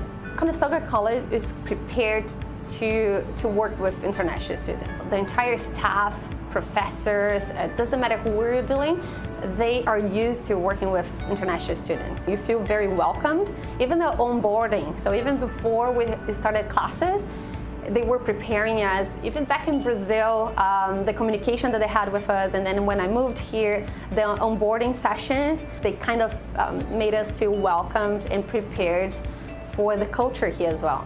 The opportunity, like employment opportunities, they showed up, like they appeared even during college. So the opportunities are out there. We just need to pay attention, right? And to be open to these opportunities. Employment wasn't an issue. It's a dream come true to become an entrepreneur in Canada. So we've been planning about this business even before I moved to Canada. And that program specifically, Sustainable Business Management, it gave me the tools and the knowledge that I needed, but it also gave me the Canadian perspective of how to open a business here, how to run a business here. And it prepared me for the next step, which is happening now. So today we have Hortaliza, which is an urban indoor vertical farm store. It's the first of its kind in Canada, where we grow and sell microgreens directly to consumers. Canada has been everything that we expected, or even more. And that for me is success, right? Being able to set goals for yourself, dream, and then accomplish those goals, those objectives, and make your dreams come true. And that's what has happened in the past 5 years for me. And Conestoga College made the transition easier and made me believe that I could accomplish my personal goals.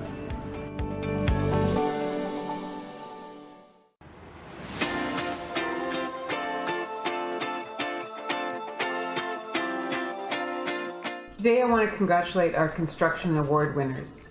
You are all here today because you've demonstrated excellence, whether it be excellence in academic performance, or in leadership, or in overall achievement, or in your technical or shop ability. You should all be very proud of yourselves. I also want to take this opportunity to thank our technologists and our faculty and our staff who come to work every day to encourage excellence, encourage success, and to support your learning. I also want to thank our donors today. Without you, this day would not be possible. So thank you for your support of our students, of our programs, and of Conestoga College. Thank you so much.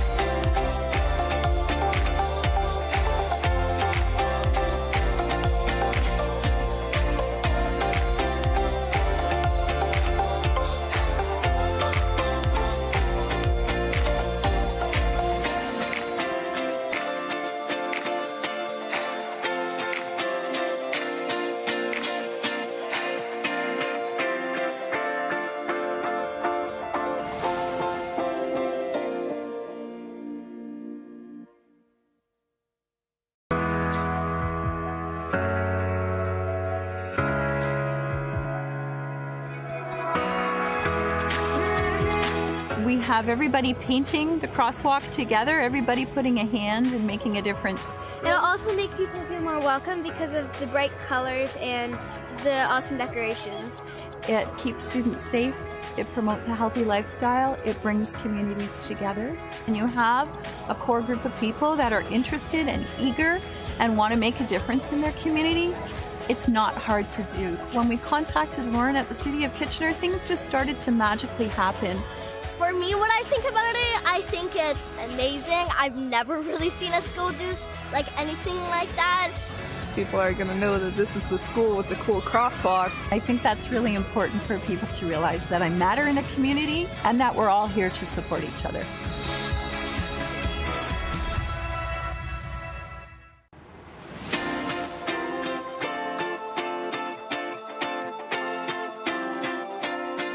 So my name is Tyler Fredrickson. I am a student at Conestoga College attending the Millwright Industrial Program for a pre-apprenticeship course. So my experience in the program was I really enjoyed it. I felt like I've learned a lot that I didn't know before. It really got me introduced to new tools, new machines, and I got further knowledge into what millwrights really do. So my goals are I got actually a millwright apprenticeship. So I'm getting my level 1 and level 2 hours done, and my goal is to complete my red seal and travel across the world and do other jobs as a millwright. I just want to say thank you for the award. It really helped pursue my future career as a millwright. It helped me afford some of the tools I need, and it helped me pay for the tuition as it was greatly appreciated.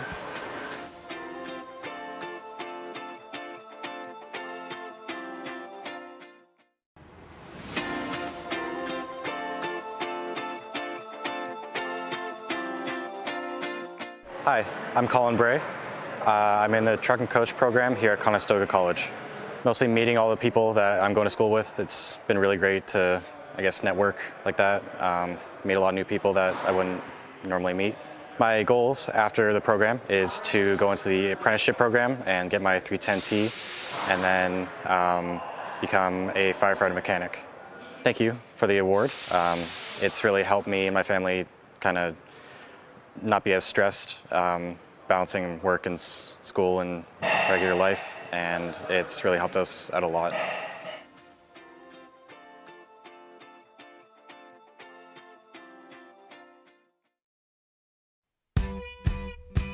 Are you curious about Conestoga College student life? Do you want to chat with a current student at Conestoga to learn more about programs, campus culture, and what student life is like? Let me tell you that you're at the right place.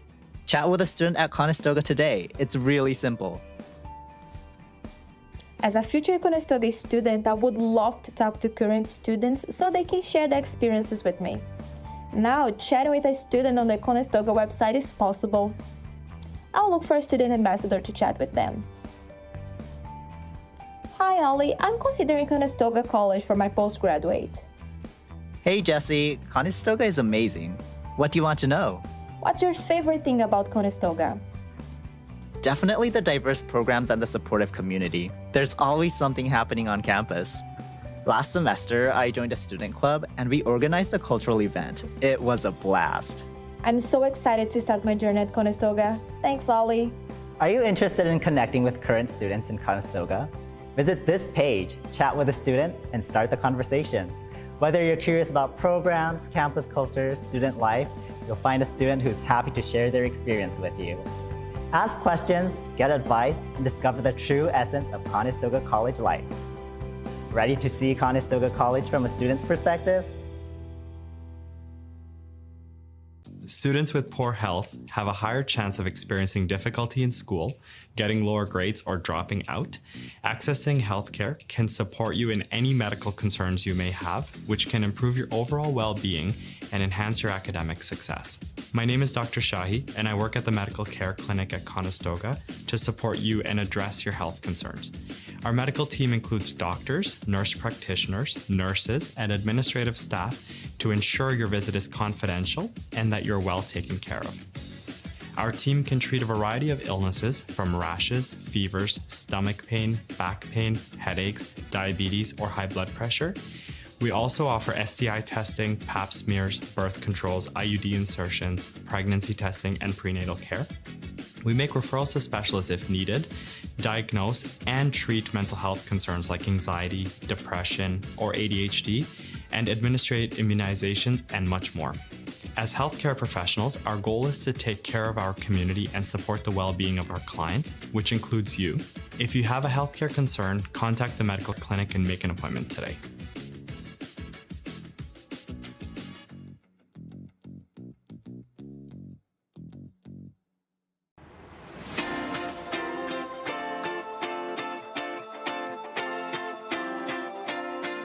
My name is Christian Smith. I'm a first-year student at Conestoga College in the heavy-duty equipment program. Good experience from here, probably be working on this engine right here, the 3508.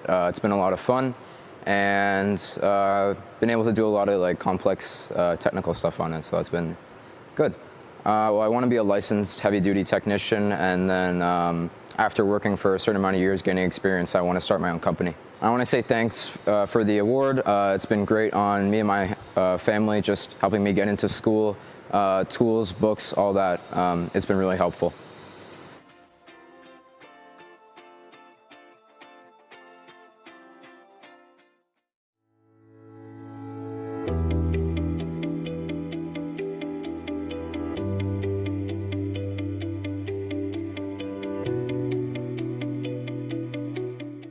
The Canadian Clay and Glass Gallery is a museum.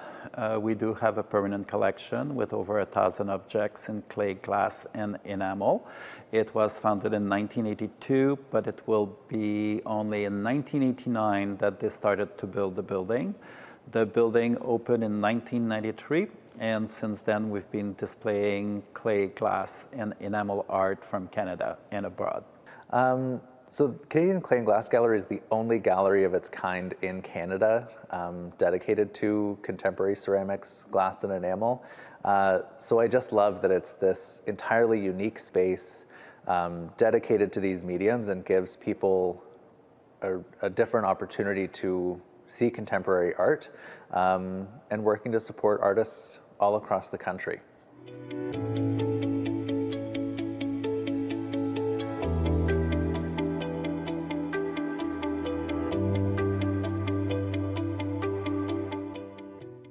Everything is special in its own way. We try to follow what's happening in contemporary society.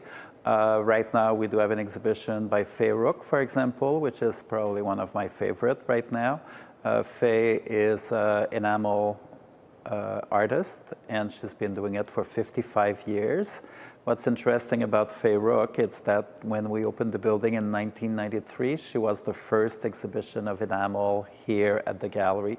So it's a nice way for us to wrap up our 30th anniversary program that we had last year with Faye to close that, since she opened us 30 years ago.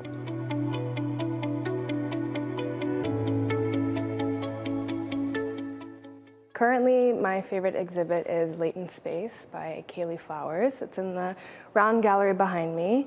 I love seeing the way contemporary artists explore the intersection between art and technology, whether it be 3D printing or, for this exhibition, collaborating with AI. These exhibitions offer us the space to have discourse around how technology plays a big role in our lives.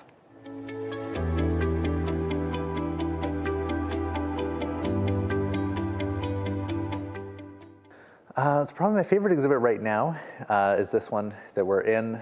It's called Resonance, and it features the work of Eddie Furman, Susan Day, and Lisa Kresge, who are all Canadian artists who use ceramics in different mediums together to look at social activism through different lenses. So I just find it a really great exhibition that connects with a lot of people and really shares some different and unique perspectives on issues that we're facing today, to kind of get us to think about things in different ways.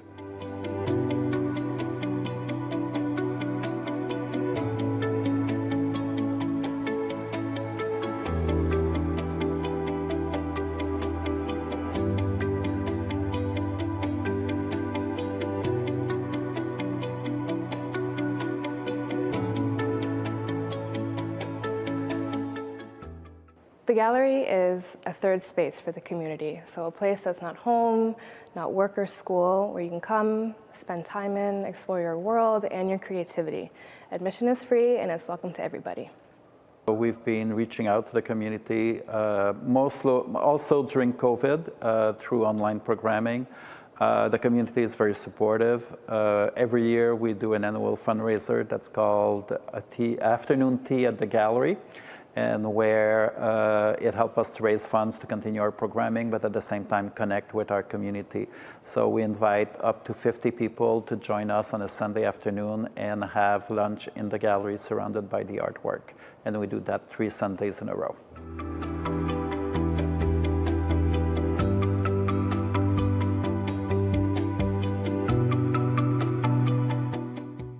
So we do participation in a lot of different kind of community events that go on, like Lumen Festival, Winterloo coming up. And then we also do opening receptions for whenever we have new exhibitions, which is a great chance for the community to kind of get together and celebrate the new exhibitions, meet some of the artists. And then the artist talks as well, where visitors can get a bit more information directly from the artists themselves about their practice.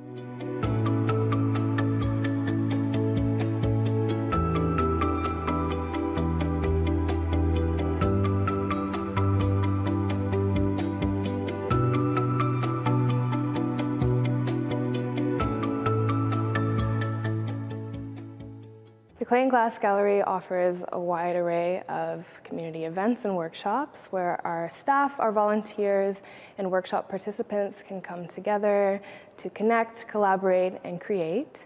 On the weekend, we offer Clay Time, which is one of our most popular workshops. But recently, we have started offering Glass Time, where the community can come and work with glass more on a regular basis.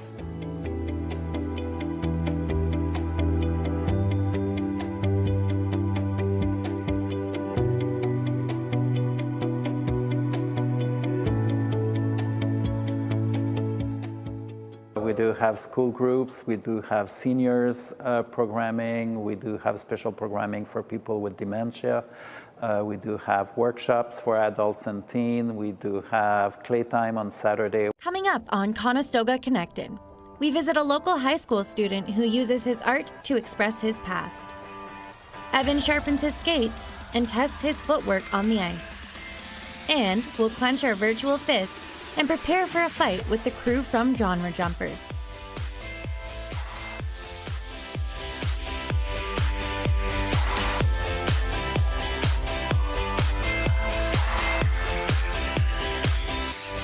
Hello, and thank you for joining us on Conestoga Connected. I'm Steve Fay, and alongside with me is my co-host, Aaron Muldoon. This week, we start you off with a painter who really shows his emotion through his art and a tattoo artist who uses her own creative style. The Extraordinaire team explores the unknown similarities that lay between oil, painting, and tattoos.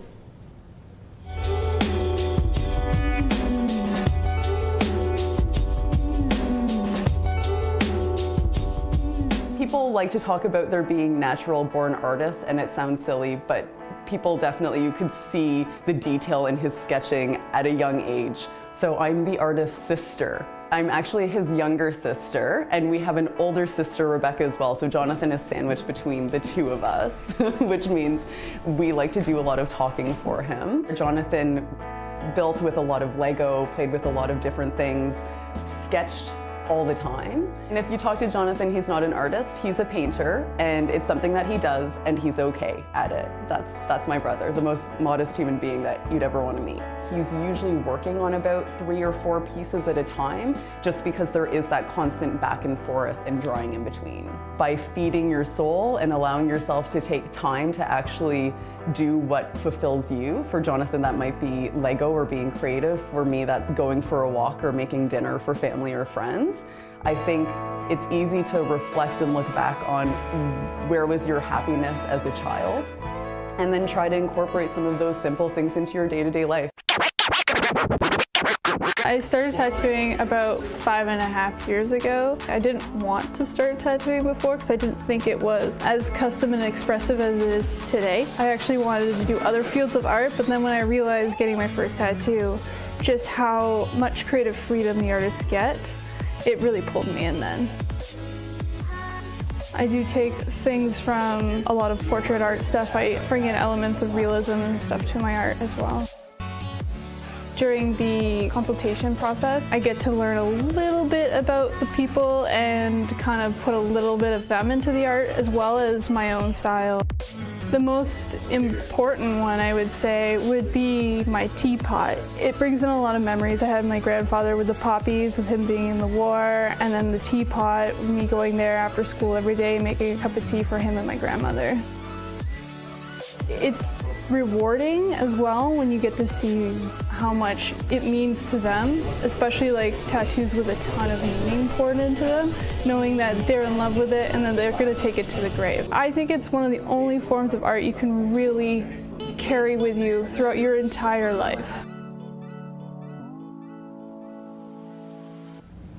I hope you've been brushing up on your art skills, because this week on the big canvas, they're taking us back in time all the way to a high school for this truly inspirational story. Prepare to have your mind opened up by the wonders of acrylic and other water-based paints. Benjamin Drobig, an 18-year-old artist, lays it all on the line and dips deep into his past, bringing up the inside scoop on his artistic journey.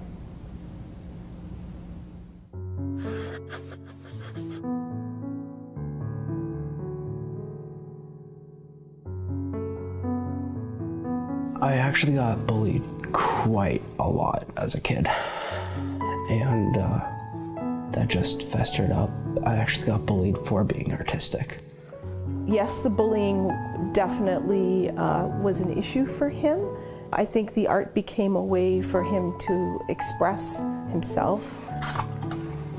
I was actually going through a pretty rough time when I painted this. I was really contracting myself from everybody. I really needed to sort things out, emotionally. That room evolved, so that was actually my mother's sitting room. It was a time that Benjamin spent a fair bit of time in there with my mom when she passed away when he was 6 years old, and so then it became kind of the kids' playroom, hangout room after she had passed away. He started creating things in there. I do recall one time coming home from work and him running and saying, "I didn't mean mean to, I didn't mean to. And I said, what didn't you mean to? And there was like black paint all over the place. And he had started painting using house paint. This painting is by Benjamin Drobig, and he was showing the social issue of homelessness, and he showed it in a really interesting way. In Benjamin's future, I think he should continue to pursue his passion, which is art, and I think there's different outlets for that. I think at the post-secondary stream, he could try to apply to specific colleges for certain programs. There's also wonderful foundations programs at places like Conestoga that I think would be a really good portfolio building opportunity for him. I would like to actually paint professionally. I just thought it would be kind of good to get back at the kids who are putting me down for being artistic. Stay tuned, there's more Conestoga Connected headed your way. Coming up, we take an inside look at racial discrimination. We meet a competitive athlete, and we see some of Waterloo's most talented creators.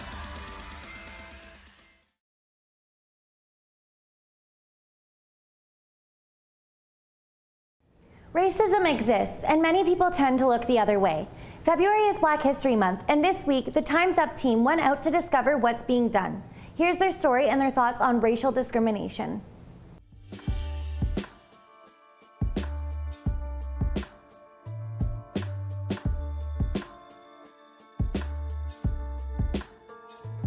Happiness is not defined by color, religion, or ethnicity, and that's what we're going to find out as we talk to our guests who work on inspiring, educating, and empowering our community to eradicate the negative impacts of racial discrimination in our society. I am part of Bring On the Sunshine, which is a festival that takes place every year on Family Day in Kitchener City Hall. Basically, our whole idea is to bring a taste of Africa to the city of Kitchener-Waterloo. And it's just a really fun atmosphere. We have performances as well, face painting, all kinds of things that you could think of. So initially it started with Jackie Terry and Alice and a bunch of different people in the Zimbabwean community who just really wanted to see Africans come together and initially party. We're a team of, there are men on the team, but it's mostly women who can really make something happen. And that being said, there are so many Black men in our society too that do so much work. But just to see like the different networks that are forming, slowly but surely we're making headway and we're making movements. First year that I realized I was Black because I'm also from abroad. I'm Canadian, but like I grew up back home in Rwanda. And so coming here, being referred to as the Black girl, I was like, wait a minute. I looked at my hand and I was like, I'm Black. What does that mean? There are people that come to us. There are incidents that happen. First year, she told us about an experience that she had where she was called a slave. One time she was walking and she was called the N-word. I went in grade 8, I was the only Black person, but it was still different than when I was in kindergarten and people would ask me, oh, do you go to huts? Like, do you live in huts? Like, it was more of an awareness. That really encouraged me to step out and be more active in my community. People associate Canada as a utopia. Even my other friends who moved from Egypt, they thought, oh, Canada is a utopia. It's much better than the United States. Racism, that doesn't happen here, but it does. We're really, really, really grateful for everything, all the freedoms that we have here. And we want to keep that going, which is why we want this to be addressed. To be a part of the movement, join us on March 9th at the Bomb Shelter Pub at 9 p.m. for our Showcase Your Roots event. And everyone is welcome.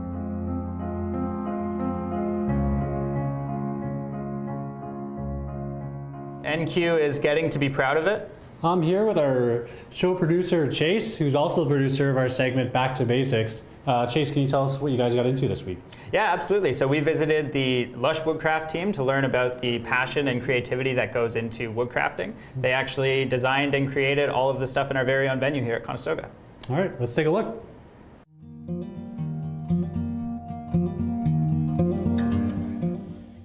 My name is Paul Nicholas. My name is Jen. My name is Katie Billow, and I'm a woodworker.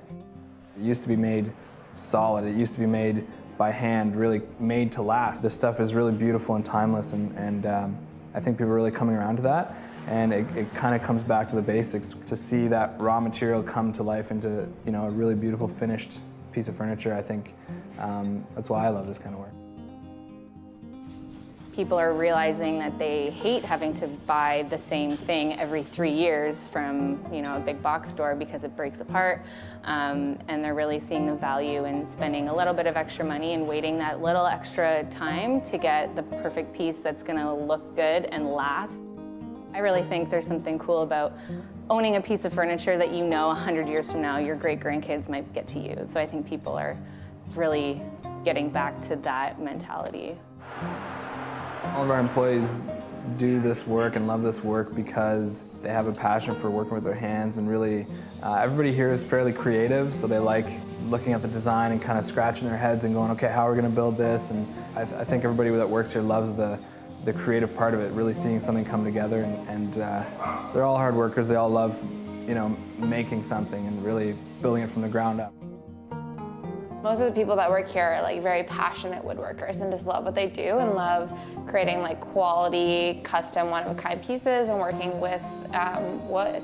We want to make sure that every little piece that we create is really quality, handcrafted, and every little speck of that dining table has been looked over with a fine-tooth comb and making sure that it's perfect.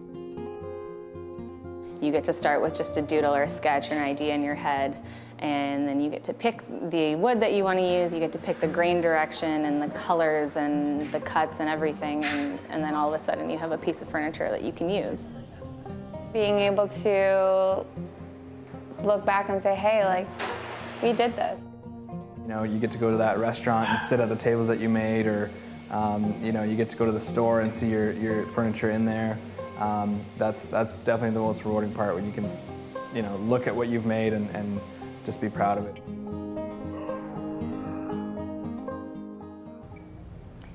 Canada has some very talented athletes representing our winter sports. Speaking of which, on this episode of Master in the Making, Evan decided to lace up his skates and meet up with a couple competitive athletes to see if he can become a master at figure skating.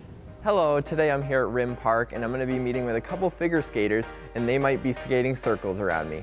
I'm Evan Yantha and this is Master in the Making.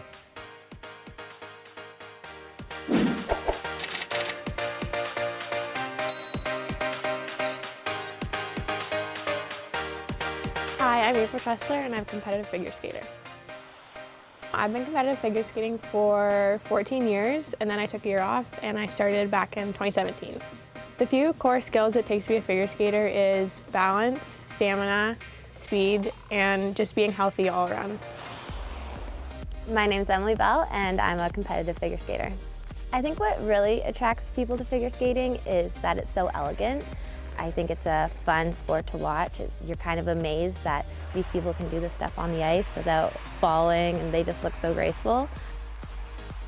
So these may not be figure skates, but they've seen the ice a couple times in their day, so I mean, let's see if they get the job done.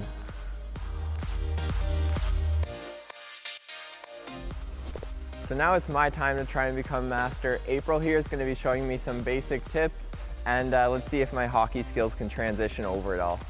So the first element that we're going to learn is the basic 2-foot spin, and you're spinning clockwise or counterclockwise, up to you. So you're going to have your knees bent, arms out, and you're going to want to pull in everything to gain momentum. So. Okay, let me test this out.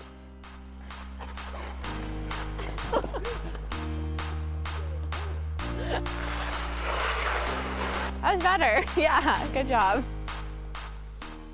I know for a fact I'm not that flexible, so this might be my hardest challenge yet. So let's see how it turns out.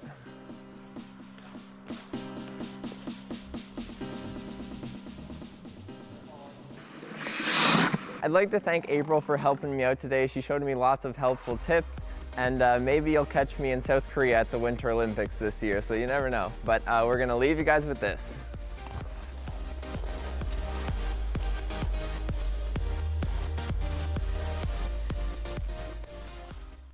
Competition at its finest, and a glimpse at one of KW's nonprofit sports leagues. That's next on Conestoga Connected.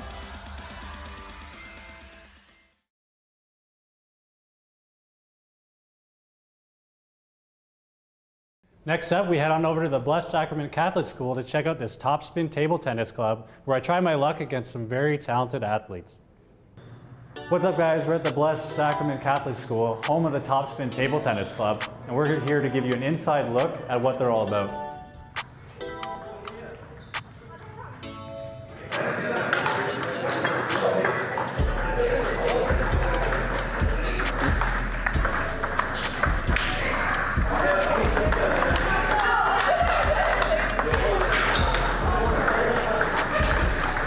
My name is Attila Moshonyi. I'm president of this club that's called Topspin Table Tennis Club. I'm also president of the Ontario Table Tennis Association. So my mandate is to make table tennis popular and thrive. It's a non-for-profit organization, and we about 2002 we have a program for juniors, very affordable, and even the prices are very affordable for the community. We have a number of coaches also, as you can see, and we do this for fun and for their enjoyment. I'm Linda Foley, and I've been volunteering at Topspin Table Tennis Club for probably since 2011. And I'm still coming out and helping to play with the juniors. Just getting them used to the strokes, because we just try to teach them the basic forehand, backhand strokes.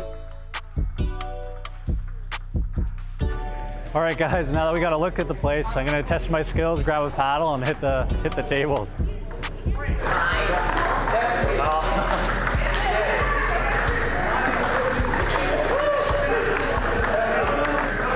Table tennis in general is an excellent sport.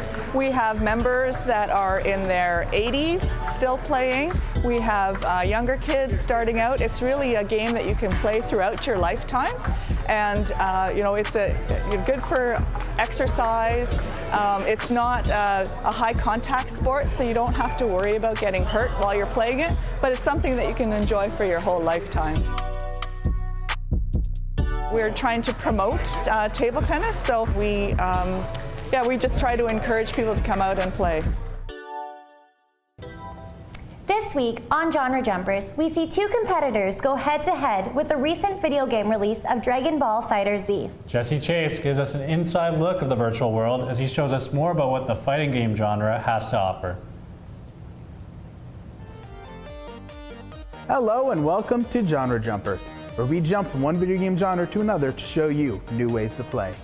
This week we find out if our guest power level is over 9,000, and we're taking on fighting games. And we're here with our guests. We have our noob Doug, and we have our pro Tyler. So Tyler, how long have you been playing video games for? Basically since I was born. And what do you like about the fighting genre? I just love the surge of adrenaline you get when you're fighting someone. Doug, how long have you been playing video games? Pretty much all my life as well. Do you know much about the fighting genre? A little bit. I don't know you mash buttons a lot. Heavyweight Champ, released by Sega in 1976, is considered the first fighting game. The first 3D fighting game was released by Sega and was called Virtual Fighter. Down is for key attacks. Light attacks are X. Yeah. Heavy attacks are Y. Yeah. And then B is to knock your opponent far away. And then sometimes you'll even chase them afterwards. All right. How do you think you're doing? The rules of this game is that we're going to have one-on-one with both our guests getting 3 characters to see who can win in the best of 3. I don't really care what German area. I like things that are destroyed. Okay. How is this happening? Pure. Oh no. Okay. Nope. I swear to God I'm not drunk. How am I losing? Rematch. Can you just eat me? Yep. Oh, that's the thing I do best.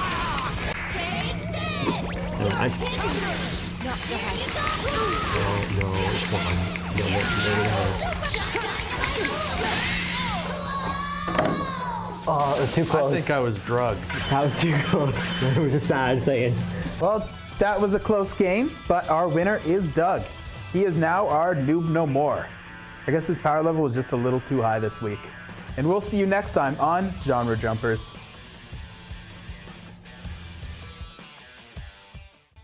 After the break, we'll show you how to flex those fashion muscles. Stay with us. Next, we hear from a couple fashion collectors that help you stand out amongst the crowd. Stay tuned.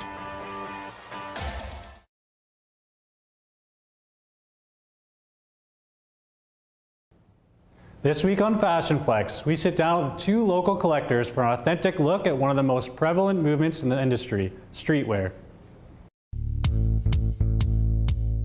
My name is Cam, and I'm a third-year student in political science at the University of Guelph. To me, streetwear just means like fashion made a little bit more accessible and a little bit more tailored to young people. And it also tends to have sort of like a countercultural edge at the same time. So it's sort of like trying to like challenge the status quo, I guess, in terms of what's popular and what's fashionable. My favorite brands at the moment would probably be Fila, Super Radical, Supreme. Clothing is important to me because it's a way to sort of like express yourself and like set yourself apart from other people. And as well as like I just kind of like it helps me like have like a little bit more confidence, and like it's just like a fun thing to do as well. It's like a hobby to get involved with clothing. And yeah, and like a lot of the people that you'll meet like buying and selling clothing are pretty cool people. So yeah, it's like a cool little like tight-knit community.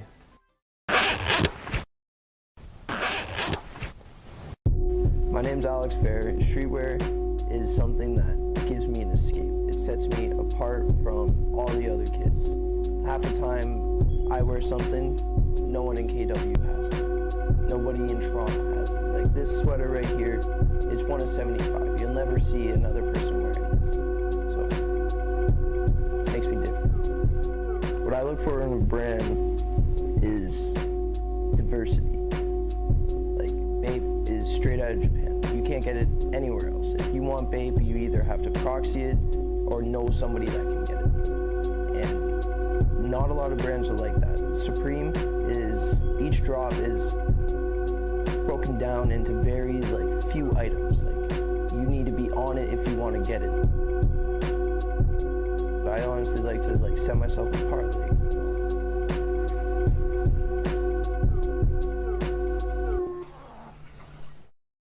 Well, that's all the time we have for today's episode of Conestoga Connected.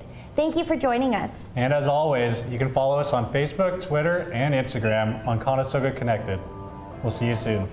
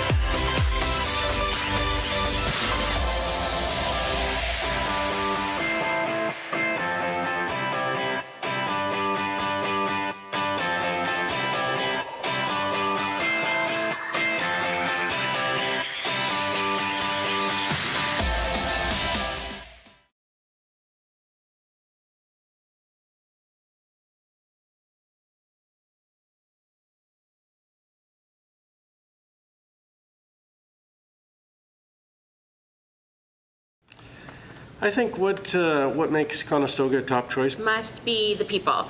Location.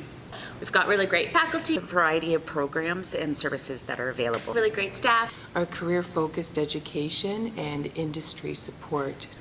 Conestoga is very polytechnic. Tons of options are available for students' education. One-year programs to four-year degrees. Many of our diplomas pathway into our degrees. Most of the diplomas and degree programs have co-op, So within 5 years, you could have both your diploma and degree. trades and apprenticeships, Students with degrees already, we have graduate certificates. continuing education courses as well. I mean, there's pretty much something here for everybody's needs. We have a really strong community here. We have an Aboriginal student circle. Anime, Fitness classes at the rec center, karaoke, Volleyball, and we have gaming clubs, rugby, all sorts of intramurals. basketball. Conestoga College. What you do here counts out there. Designers look at the world in a really interesting way. They ask what I think is the most important question, and that's what if? What if we draw these things together that were never put together before? What if we approach this from a different point of view? It's all about the possibilities that might exist. The Bachelor of Design has 2 years that primarily focus on design and 2 years that primarily focus on business. And weaving those two skills together produces graduates that can go into creative directing, they can start their own studios. They'll also work in design studios, ad agencies, any number of places like that. I wanted to learn more of the business aspects, and for me at least, that was one of the biggest things that drew me into this. It also prompts you to critically think more about the work that you're doing because you have to apply these different avenues of design as well as business. They offer this 8-month co-op placement, which puts you out there in the field right away.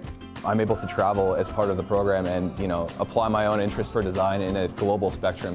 Peer-to-peer learning is so important because they're constantly giving feedback to each other, which makes their designs even better. I push them way past what their initial vision is of themselves, and then the results are incredible, and it's amazing to see them grow.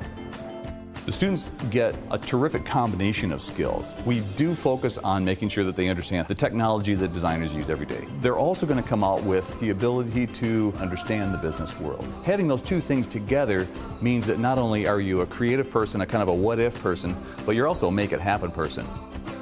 The economy of the 21st century is going to be very different than the 20th century. So preparing people to work in that kind of mysterious world that we don't know what's coming up yet, being ready to take advantage of opportunities that don't yet exist, that's the kind of graduates that we're looking for.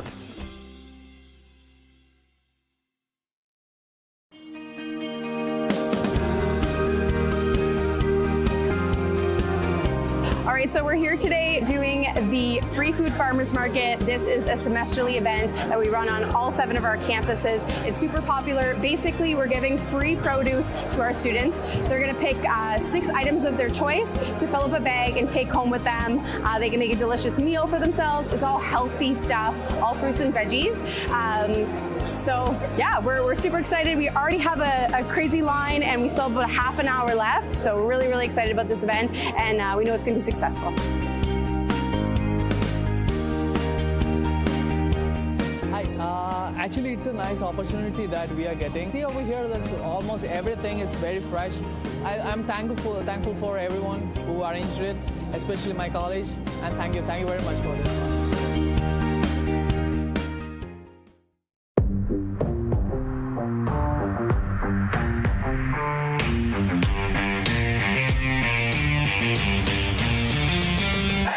The School of Creative Industries at Conestoga College.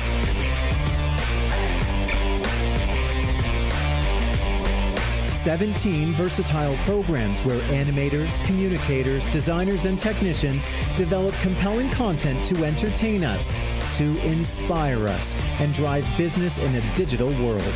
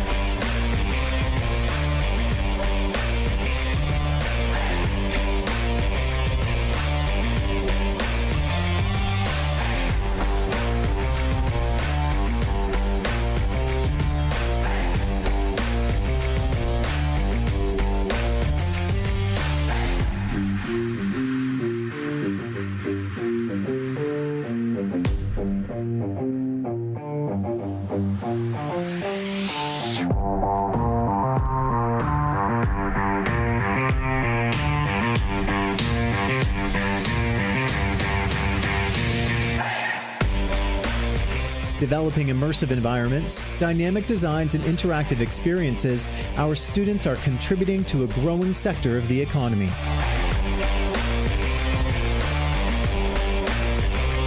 Through collaboration and creativity, we are building the future.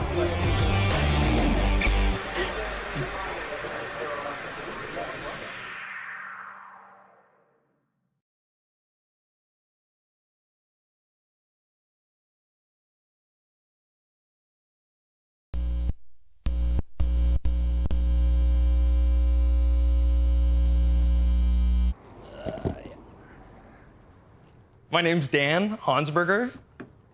I grew up listening to very different stuff than I play now. I cannot count the amount of times I listened to Close to the Edge by Yes at full volume, like as loud as it could be on the bus. And then I'd get home and play Stevie Ray Vaughan. Oh man. I had like a metal streak where I was doing some thrashier, like doomy stuff. And all of those techniques kind of get pushed into whatever I do on the guitar. I can't help but inform those songs with some of the stuff I've played in the past. Kitchener it's a fun spot. It's where I cut my teeth, so to speak. Like all of my good gigs and bad gigs were in Kitchener. Oh man, nice set. The blues really, in my opinion, really dictates everybody around here. Like the whole city gets behind that. I just try and sound like me, and I can't help but do that.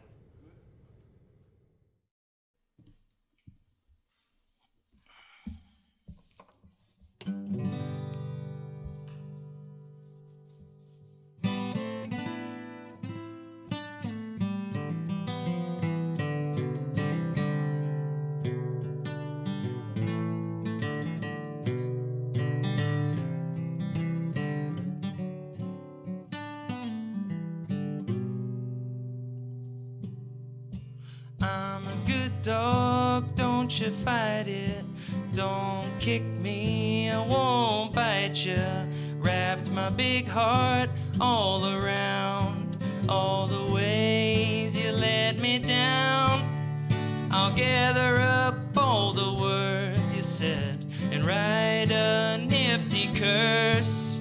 There's no use explaining all the ways I'm rearranging, and you'll be together, always together, and I'll be together soon.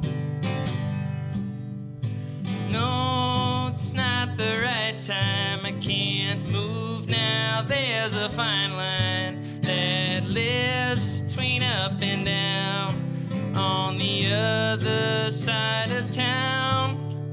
You'll hang yourself on the words, pay your dues, you fucking jerk. And it won't be the first time that I left here feeling worse. And you'll be together, always together, and I'll be together soon. Sometimes you get carried away. All it takes is happiness today. You'll open up your heart, find a new start. Gonna take some effort now.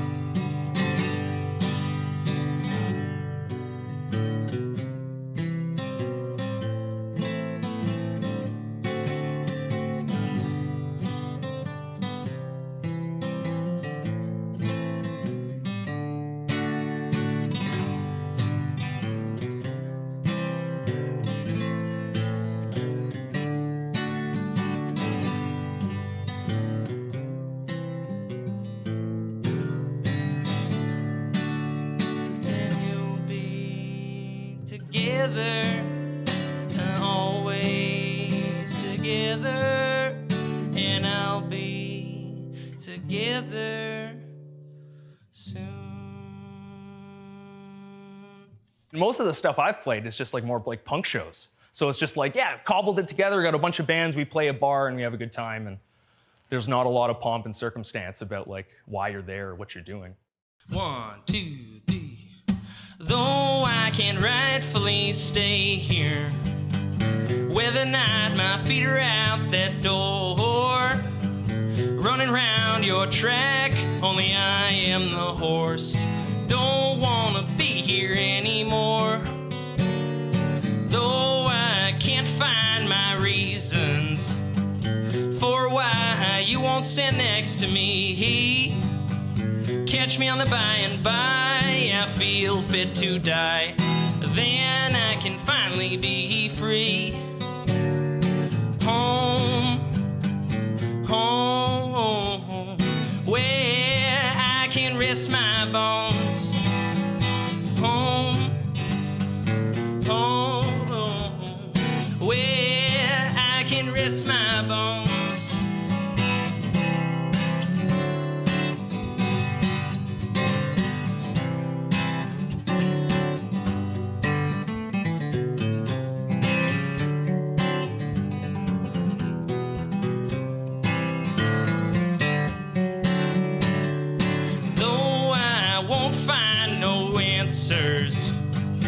For all these questions that I seek, heard them all before, it's become such a bore. Why can't we just live honestly? Home, home, where I can rest my bones. Home, home, where I can rest my bones and sing like no one's listening. Sing like no one's listening.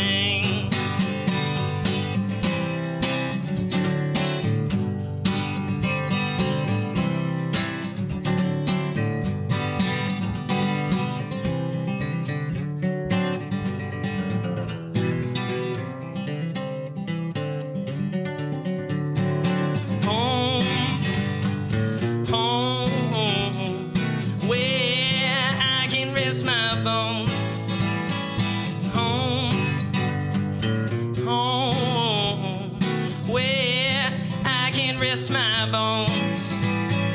Home, home, where I can rest my bones.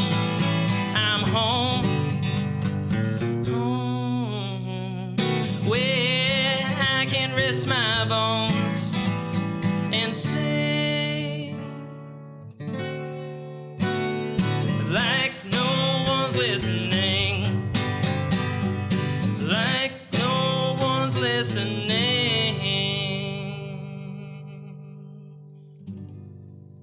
I'm an improv musician, like by definition, so like it's almost impossible for me to like sit down and like through write a tune. It's just, it kind of forms together over time where I just keep playing it start to finish and add a little bit here.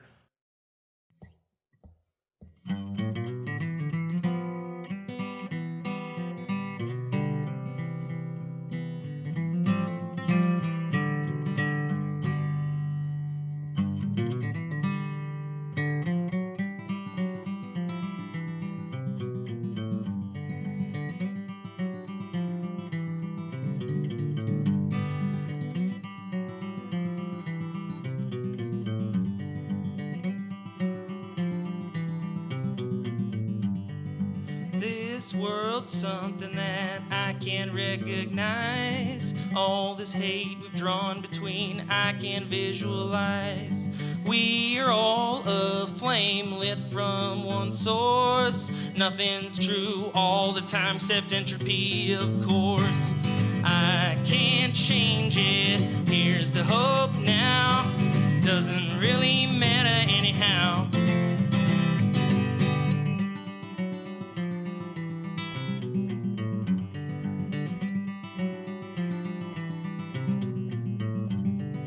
This world fritters about randomly in cycles. Nothing's new under the sun, everything is recycled. Pain of death, torture of eternity, you treat your mother well. Though frankly I don't believe that Lucifer ever fell. I can't change it, here's the hope now. Doesn't really matter anyhow.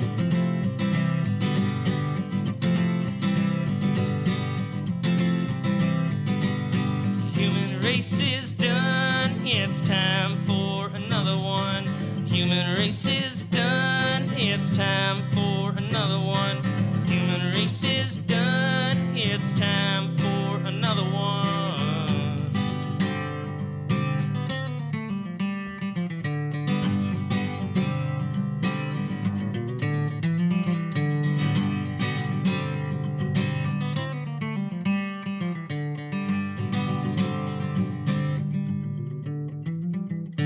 I can't change it, here's the hope now. Doesn't really matter anyhow. I can't change it, here's the hope now. Doesn't really matter anyhow.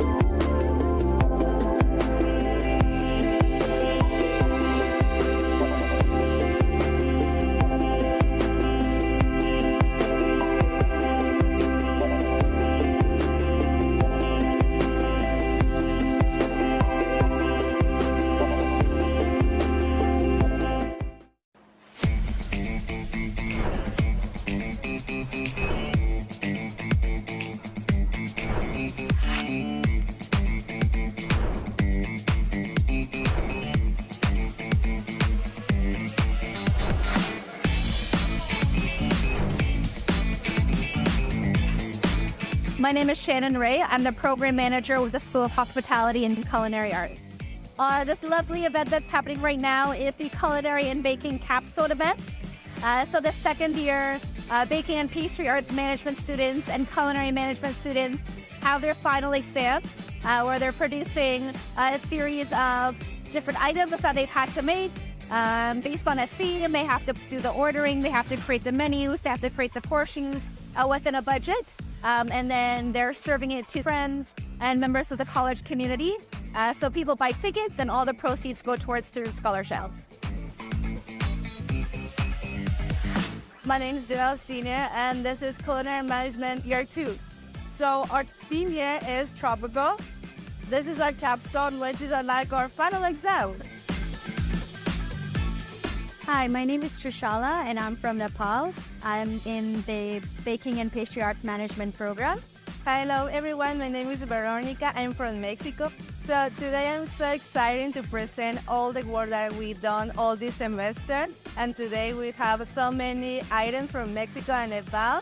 I'm really happy, especially because I got to represent my country's flavors and products here, because Nepali cuisine, Nepal is a small country, so a lot of people don't know about Nepal and the cuisine in Nepal. So I really wanted to let people know that we're very diverse and we have a lot of flavors that you can try. Hi, my name is Ariel K. Roberto. I am from the Philippines. It's our last day actually. It's like mixed emotions. We've been here since morning, but it's happy.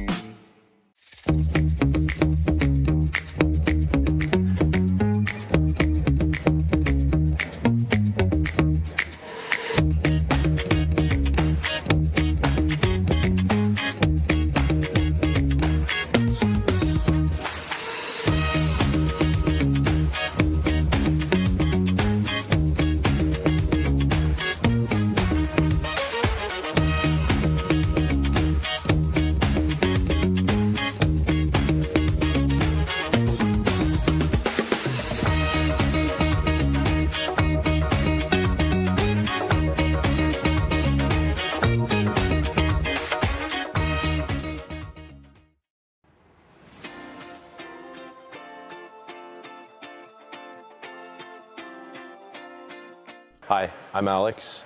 I'm from the Motive Power Truck and Coach program at Conestoga. I would say a highlight of my program has really been shop time and learning many new things, especially in the very first semester. We dismantled basically a whole truck, and it's been a great experience ever since that. Well, I plan to be a licensed technician and find a steady job somewhere, hopefully in Ontario. If not, I resort to trucking and finding something in the industry that I'll love. I'd like to thank you very much for this award, and I appreciate everything that the college has done for me. It will motivate me for the future and keep me in this trade for many years.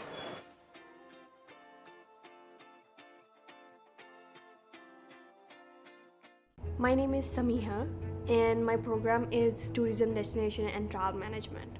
I would like to describe, like, if you like traveling, you go for it. You get to know that what tourism is actually, how fun it can be, and what really hospitality is, how the management takes place, and how we have to do all this costing takes place. And I would like to describe like that you'll get an experience about going to different places. You'll learn about it. You'll learn about different people, different cultures, and how the things goes. So I would like to describe like that. Learning style at Conestoga is perfectly great because the pattern to teach everything is to ease the, sometimes some courses are really hard to understand. So learning at Conestoga makes it a way too easier, because sometimes the professor make it easier by adding some stories into it, or maybe adding some music into it, like how you can catch things up with that and how you can remember things with that, and experience also. They take us to outdoors also to get an experience of it. So that's really exciting about it. If I don't want to ask, she'll get it out of my mouth. She forces, our professor, she used to like, oh, do you have any question? We said no. Do you have any question? She's gonna ask for 5 to 4 times, and then whenever we say no, she's gonna ask another question. Oh, do you think in this one, what do you think about this one? That one or that one? What would you choose? She gives us choices, and then when we just are like, oh, we have to think about it, she's like, you didn't get it.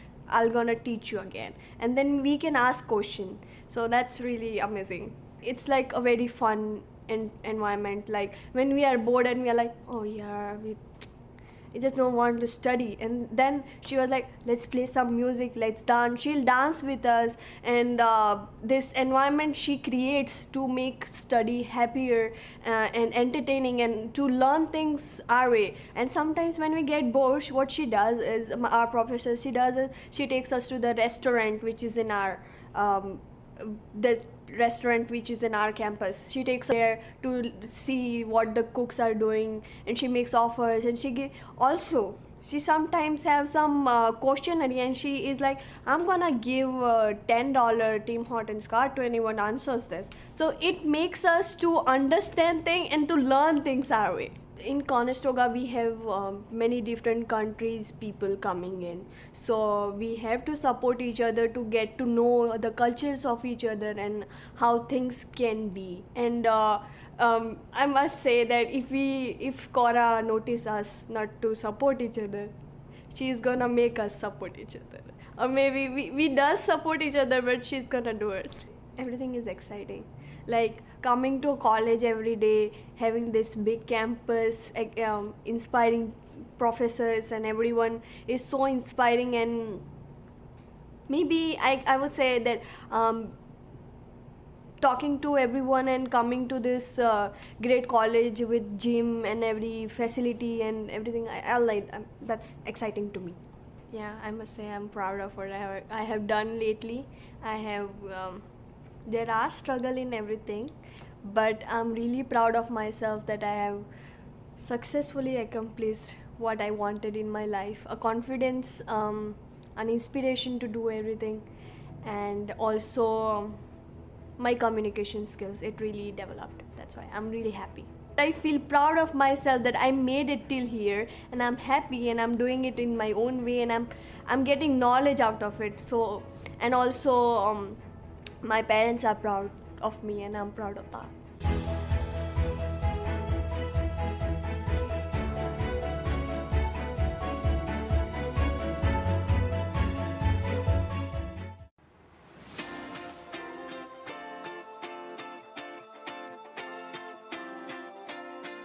My name is Ben Adams, and the program I am currently in is the Heavy Equipment Operator Program.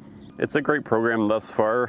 Faculty definitely know quite a bit of heavy equipment experience. We also have a wide variety of machines that we can use, as well as a variety of topics that we cover, including safety, operation, as well as things that might not be covered in other schools, which is environmental, things like that. My future goals are to get a job in heavy earth moving and possibly open my own business in the future. I'd like to thank for giving me the award for safety. I appreciate the monetary value that it gives, and it definitely helps with everything else.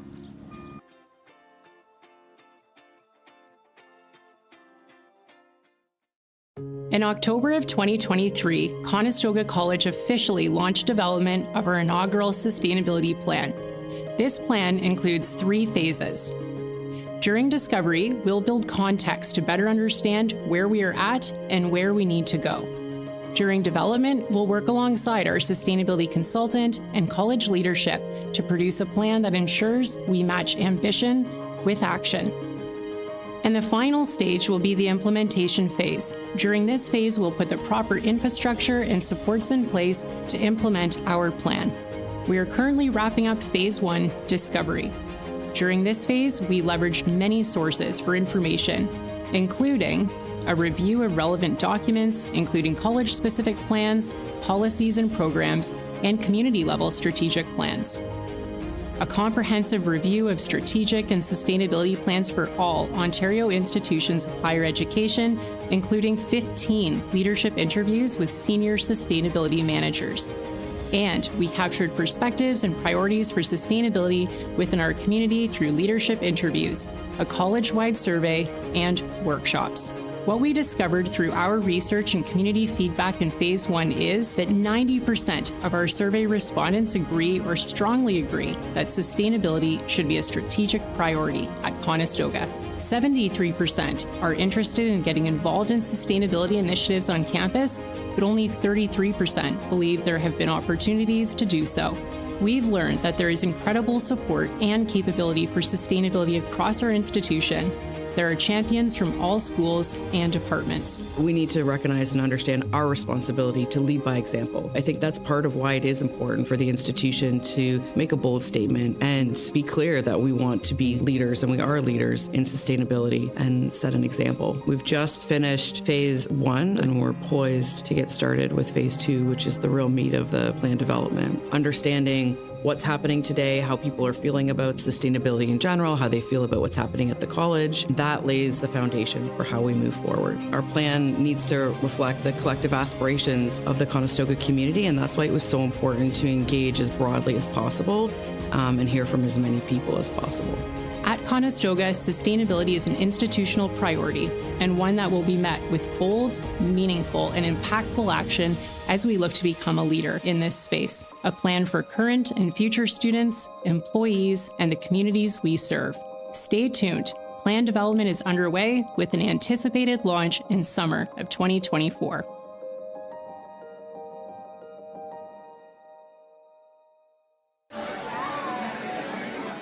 Hundreds gathered on March 10th Saturday at Rare Eco Center and Silverband to exchange seed, learn about pollinate habitats, and celebrate the importance of bees, butterflies, and other pollinators. The event was filled with displays from various organizations from Cambridge. Jim Dyer says their project had an impact on creating awareness.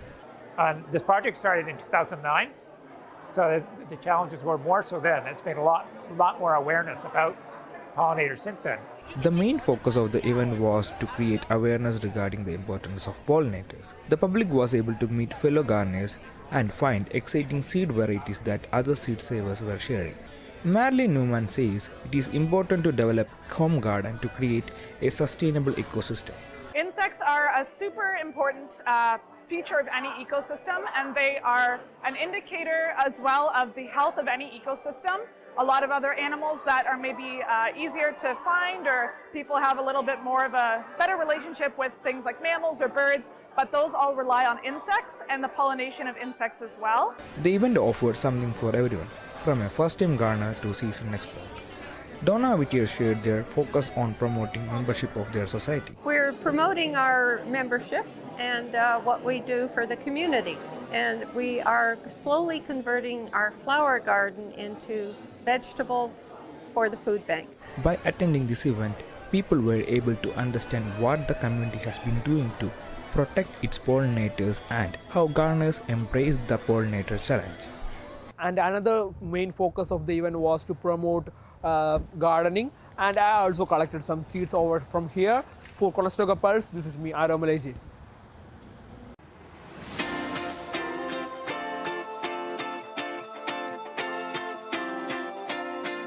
Hi, my name is Ethan, and my program is Construction Techniques here at Conestoga.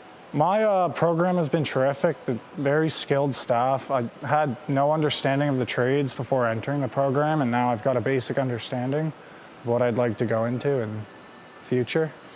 So my future plans is to become an HVAC technician after I graduate and eventually become licensed, maybe start a business of some kind. I'd like to thank the staff here at Conestoga. I will use this award to help me invest in myself, purchase tools, and eventually move on to a construction trade.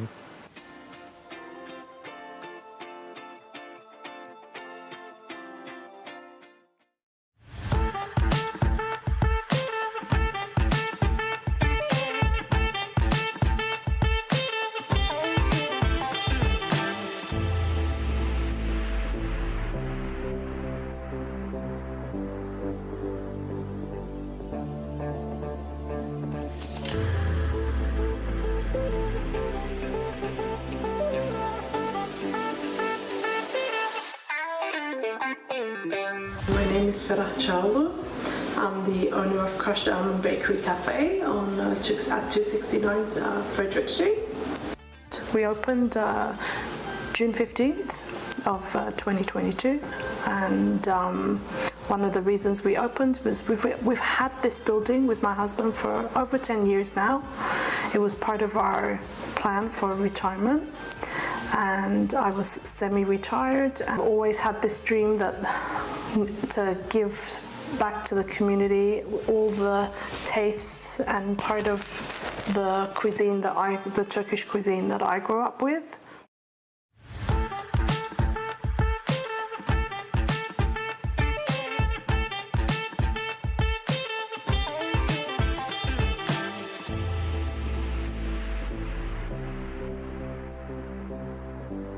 I took a leap, and here I am.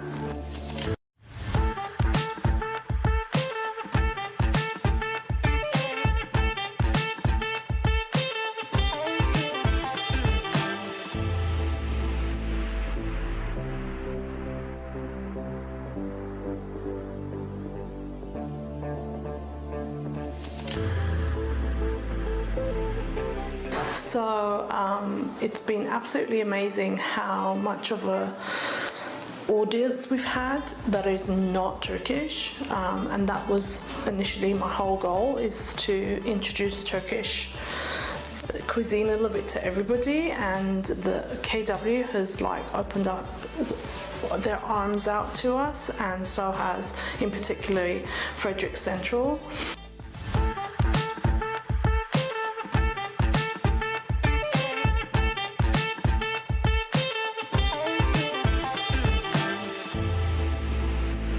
We try to keep our ingredients as much Turkish ingredients as possible. Our black olive tapenade is Turkish, our feta cheese is Turkish, the sandwiches that we make is with a full fat feta cheese that is also Turkish.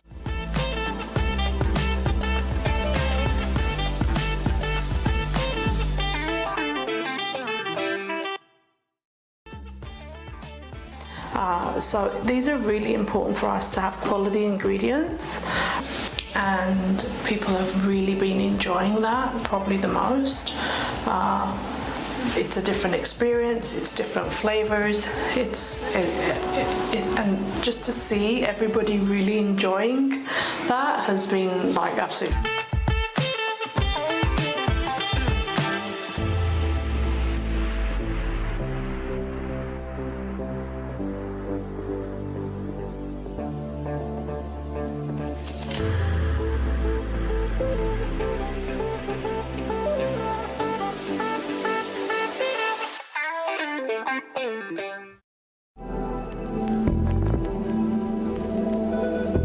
want the flexibility to explore different mediums and shift around and pursue tangential creative interests and that sort of thing.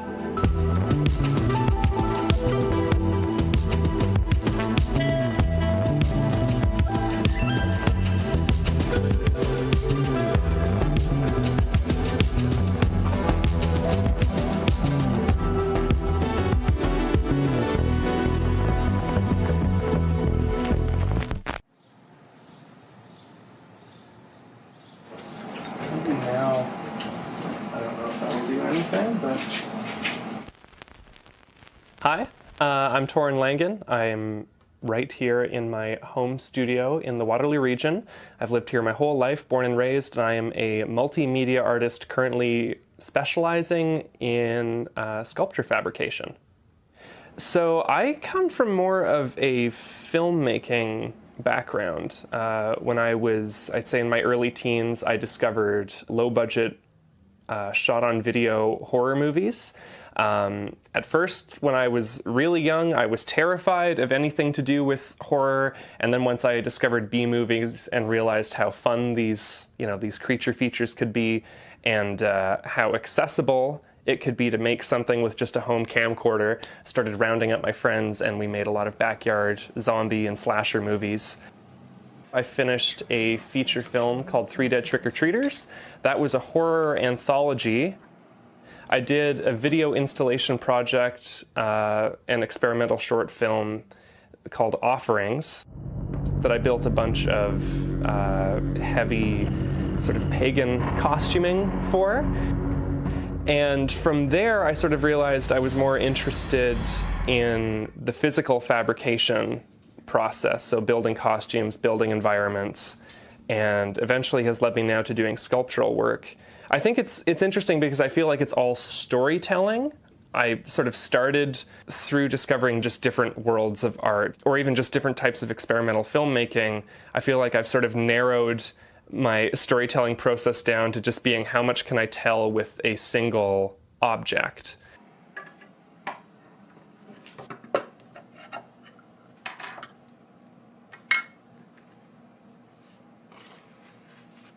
It wasn't until maybe like the start of lockdown when I sort of started trying to build objects that would stand on their own outside of just being purpose-built for another production.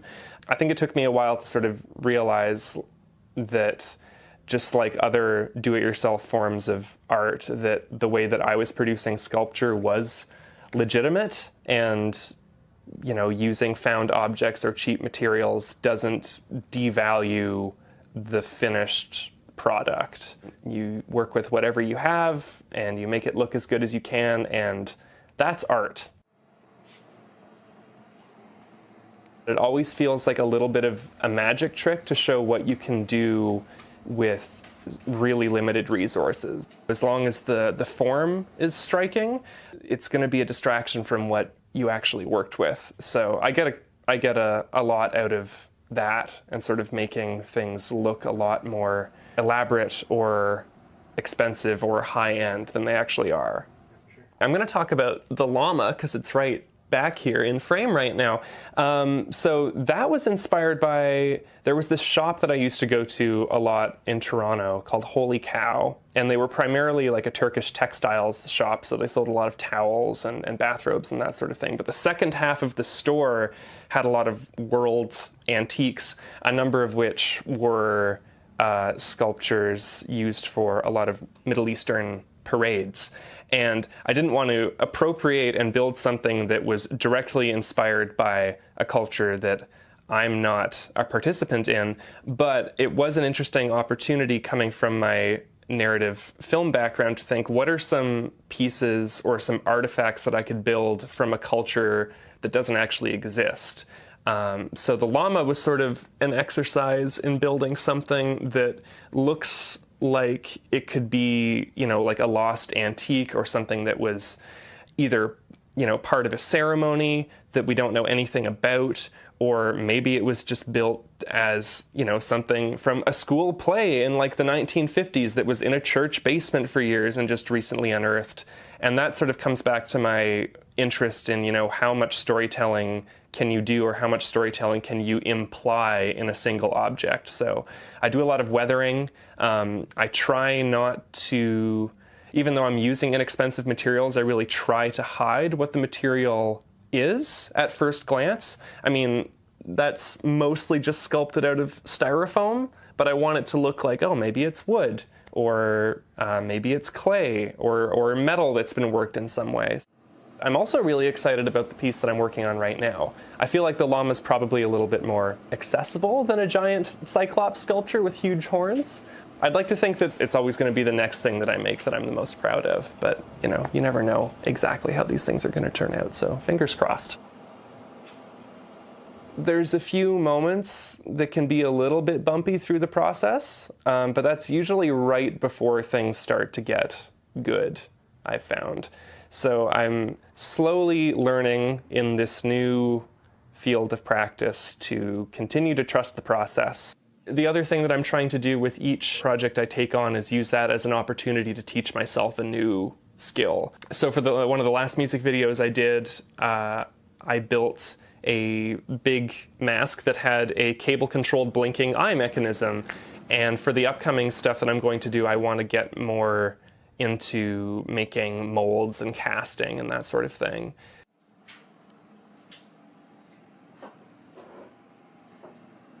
I'm inspired by lots of different things, particularly pulp media.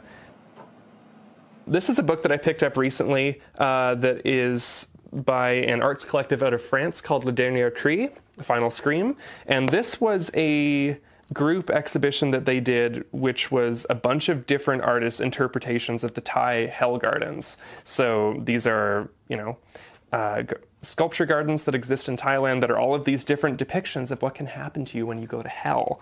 So this is a lot of, oh God, I don't even know if I can show some of this stuff. Yeah, the whole book is pretty much, well, it's there's a lot of different textures going on. These aren't necessarily the best examples of what is in here, but this is clearly stuff that's made out of cardboard. So that's really exciting to see, you know, that's like some pretty janky paper mache going on there. So I find this really inspiring, just again, for what you can do with very little. So I'm inspired a lot by just world costuming. This is a compilation book by a photographer named Charles Frager. Some of his work went viral on Facebook a while ago, and this is just a collection of a lot of Eastern European folk costuming. So much of it is just based around, like, you know, what materials in the community might be laying around. So it's a lot of bodysuits with, you know, strips of fabric that have been cut up and stitched on in these different abstract patterns. Big fan of folk art in general because, like low-budget filmmaking, it's a very forgiving area to move into as a newcomer to fabrication, because if it looks a little bit janky or the proportions aren't quite right or things look a little bit ramshackle, that kind of adds to the character and to the storytelling of where the work is coming from. I've lived here my whole life, so I've sort of seen the arts community turn over a few times, and I've seen a lot of people leave. I've seen a lot of people come back as well. For years, there was a really great art festival that was put together by this guy, Eric Rumble. It was called Night Shift. A lot of friends of mine and myself had opportunities to either perform or exhibit work as part of this festival.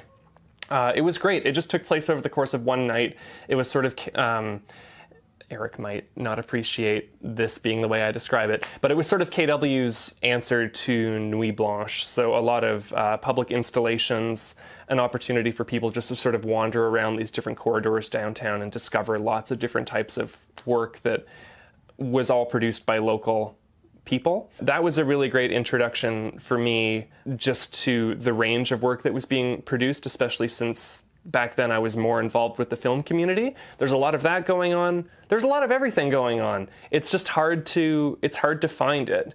I describe KW sometimes as being a region that doesn't necessarily reward you just for showing up. It really requires a lot of diligence and reaching out to people. It's not always easy to connect with like-minded artists in this town. Once you do, I find it to be pretty rewarding, and I think that there's some really interesting people doing really interesting stuff here. I know that it maybe looks like I know what I'm doing because of the work that I've produced, but this is still very terrifying to me. The biggest part of it is just sort of maintaining my own routine and trying to figure out, what I want my day-to-day to look like. Because all of a sudden, everything is just a big it's just a big void, and everything that needs to happen in my life has to be wholly motivated by myself, which is something that I'm sure a lot of freelancers come up against. And also just the struggle of living in the same place that you work and feeling like you could always be on the clock, or that you could always sort of walk over to your desk and start doing work. And I wasn't going to feel any more ready to make this leap if I waited any longer, because I had a really good job for what it was. I was just hitting a wall where, for what I am interested in pursuing right now, I wasn't going to be able to sort of dig into that by only pursuing it on the days I had off. As far as making the leap into doing this sort of work full time, it's hard for me to be too prescriptive about what I think the right approach is. Partially because I have the privilege of, having a supportive family. My folks are both photographers. I have a brother who works in corporate video. I think that the space that you have access to very much dictates your creative process. I mean, I wouldn't be building things this big unless I had even this room to work out of. I'm sure a lot of folks would be great sculptors if they didn't just share a bed, weren't just living out of a bedroom in a shared house. Maybe they're doing photography, or maybe they're doing publishing or zine making. I'm under no illusions that my ability to do this is a product of privilege. Just living in Southern Ontario, it's a lot more expensive to live than it used to be. I wish that I could just say, give it a shot and do it.